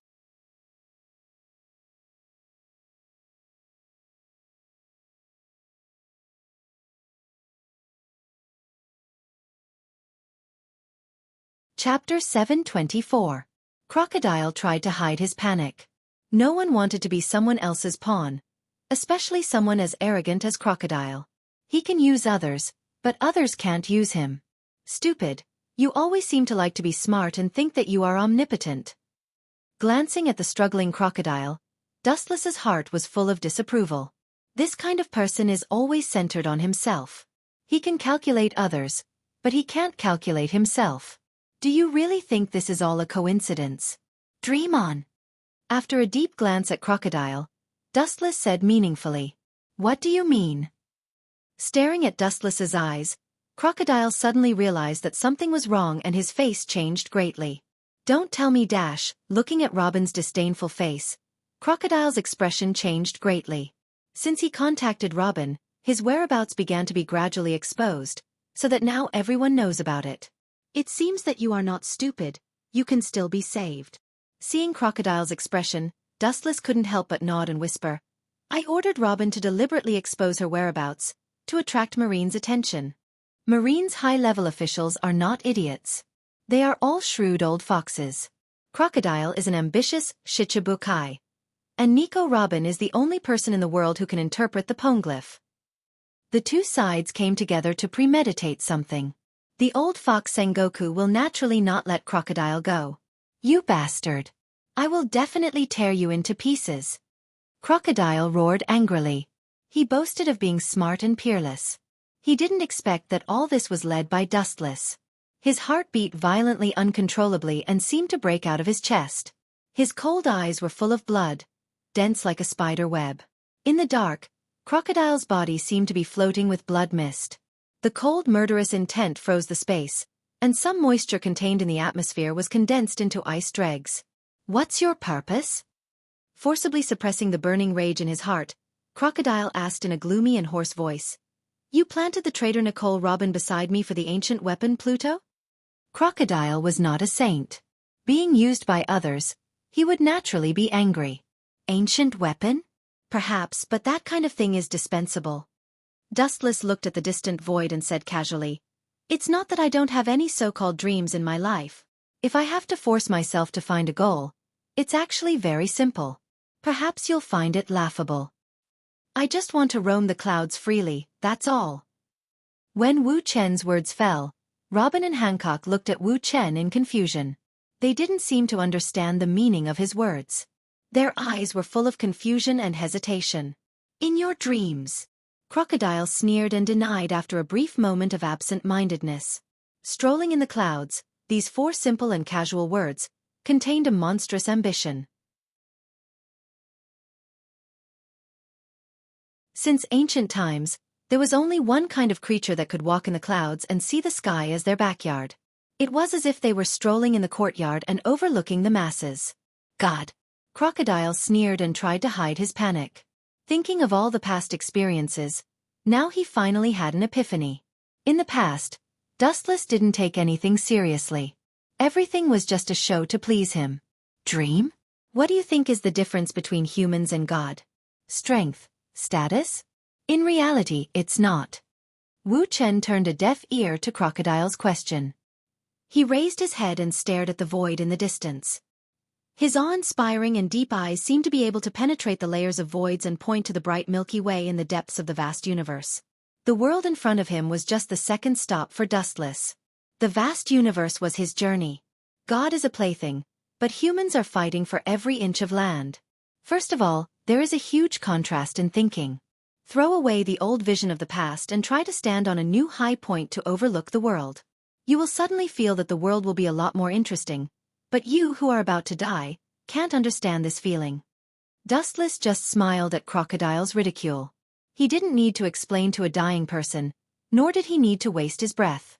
It would be too ungentlemanly to argue with a dying person. He raised his thumb indifferently and gathered high-density photons.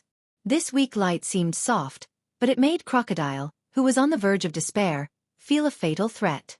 The light beam was enough to easily penetrate him. "Go to hell!" As soon as his voice fell, a ray of light shot out. The sharp flash of light was extremely strong and unstoppable. It easily cut open Crocodile's abdomen, and a scorched black hole suddenly appeared in his lower abdomen. There was a stench all over. The hole in the chest was where the heart was. It was a fatal blow. Crocodile's breath was extremely weak in an instant. His face was as pale as paper, and his eyes were blank. It seemed that he used his last moments to recall how short his life was. Let's go. His heart has been destroyed by me. Even God can't save him. Leaving only a sentence in the sky, Dustless and his servants turned into a breeze and floated away.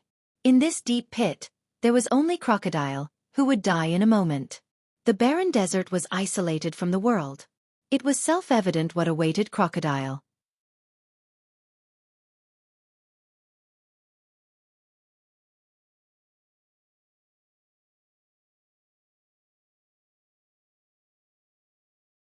Chapter 725. Crocodile is just a small character who is not worth mentioning on the Grand Line. The reason why the position of Shichibukai was given to this kid was barely a stroke of luck. Of course, it is undeniable that his wisdom and strength also played a certain role. In the dancing sandstorm, the vague outline of the Sandame was clearly visible. "Master, what's wrong with you? Is there something wrong?" Dustless's footsteps suddenly halted. Then, he turned around leisurely and looked at the void behind him. His eyes were as deep as water. His eagle-like sharp eyes seemed to be able to see through the heavy sandstorm. His sight was fixed on Crocodile. In the dark, Dustless saw Crocodile's intact appearance. "Go back," Wuxia said coldly with a cold smile on his face. Both Robin and Hancock were stunned and looked at Dustless. They looked at his firm and unshakable eyes and couldn't say much. After all, Dustless is the master of the two of them. "Master, you dash. You want to ask why I went back?" Dustless waved to interrupt Hancock and strolled back. Dustless glanced at Hancock and Hancock. "The reason is very simple. Because the fish that should fall has already taken the bait." Robin and Hancock looked at Dustless in confusion, and their eyes were full of curiosity. "You two are always too simple." Seeing the eyes of the two women, Dustless couldn't help but sigh. The strength of these two women is indescribable, but in some aspects of thinking, they are too simple and ignorant. Crocodile is just a small character with a bounty of 81 million berries. Although he is a Shichibukai, he knows some things that he shouldn't know, which explains the problem. "Master, are you talking about the source of Pluto?" Robin asked with a flash of light in her eyes. Dustless heard the words and looked at Robin unexpectedly, and immediately nodded undeniably. Crocodile's identity is humble, and his strength is weak. It is extremely unreasonable for him to know the existence of Pluto. Thinking about the top-secret information White Zetsu had collected over the years, Dustless frowned. If he guessed correctly, the source of Crocodile's information about Pluto was actually the Revolutionary Army. In other words, he might just be a pawn being used. To put it bluntly, it was very likely that they were the lackeys of the Revolutionary Army. In the large deep pit, Crocodile felt his vitality rapidly fading away. The moment he was about to close his eyes and wait for death, the whole earth suddenly trembled and dust splashed up a few meters high. She subconsciously opened her eyes, and the first thing she saw was a tall figure. The newcomer had a huge face with abnormally large dark purple eyes, thick eyelashes, light blue eyeshadow, and purple lip gloss. Her clothes were also rather strange, with mesh stockings and a cloak, and a tight, ultra-low-cut jumpsuit. It looked strange, but Crocodile seemed to have found a life-saving straw. He suddenly opened his eyes, and his desperate eyes glowed with a strong vitality. "Hurry up and save me. With your level, saving me shouldn't be a problem." "No matter what," Crocodile shouted loudly, and his tone was vaguely commanding. It was not difficult to see that the relationship between the two was unusually familiar. If there were other high-level Marines, they would be surprised to find that this person was a senior cadre of the Revolutionary Army, known as the Devil King Ambrose Ivankov. "Are you ordering me?" the Shemale King Ivankov asked in an unfriendly tone. They were just in a cooperative relationship. No, even cooperation was a bit far-fetched. It was just a disguised use of Crocodile to find the trace of Pluto.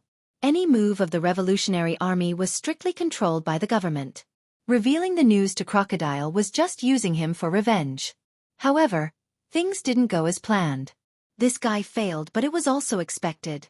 This is not an order. You know our relationship. It's not good for anyone to know about it. Crocodile was not afraid at all. He was calm and once again showed his true colors. The Revolutionary Army should still need me. Otherwise, you wouldn't have rushed over. If you know what's good for you, quickly heal me. Otherwise, you won't get any top-secret information. After he finished speaking, Crocodile closed his eyes and waited for his death. You, humph! Ivankov's eyes flashed with cold killing intent. Then he snorted and stepped forward to heal Crocodile. Ivankov's medical skills were brilliant. He had easily saved people who doctors thought were incurable and a country on the verge of death. He was the strongest Devil King in history. Time passed quietly, and half an hour passed in a blink of an eye. Crocodile, who still felt that his life was in danger half an hour ago, gradually recovered his ruddy complexion, and the internal organs that were cut open and burned were working again. This feeling. It's been a long time. Standing up, Crocodile said. Long time? It's indeed a blessing to survive, but unfortunately, this is only temporary. Some things can never be changed. The indifferent voice resounded through the endless sky, like a thunderbolt, making people's eardrums almost burst, and they looked in the direction of the sound. You didn't leave? Seeing Dustless appear quietly, Crocodile's eyes were full of fear and retreating. After dying once, he knew how precious life was and how hard it was to get it. Dustless just glanced at Crocodile slightly, then his eyes fell on Ivankov. No wonder I'm gradually out of control of Dolag. If I didn't guess wrong, it's also because of your brilliant medical skills. With a genius doctor like you, no wonder the Revolutionary Army has been around for a long time. But all your movements are under control. The reason why Crocodile is left alive is nothing more than to lure you into the trap.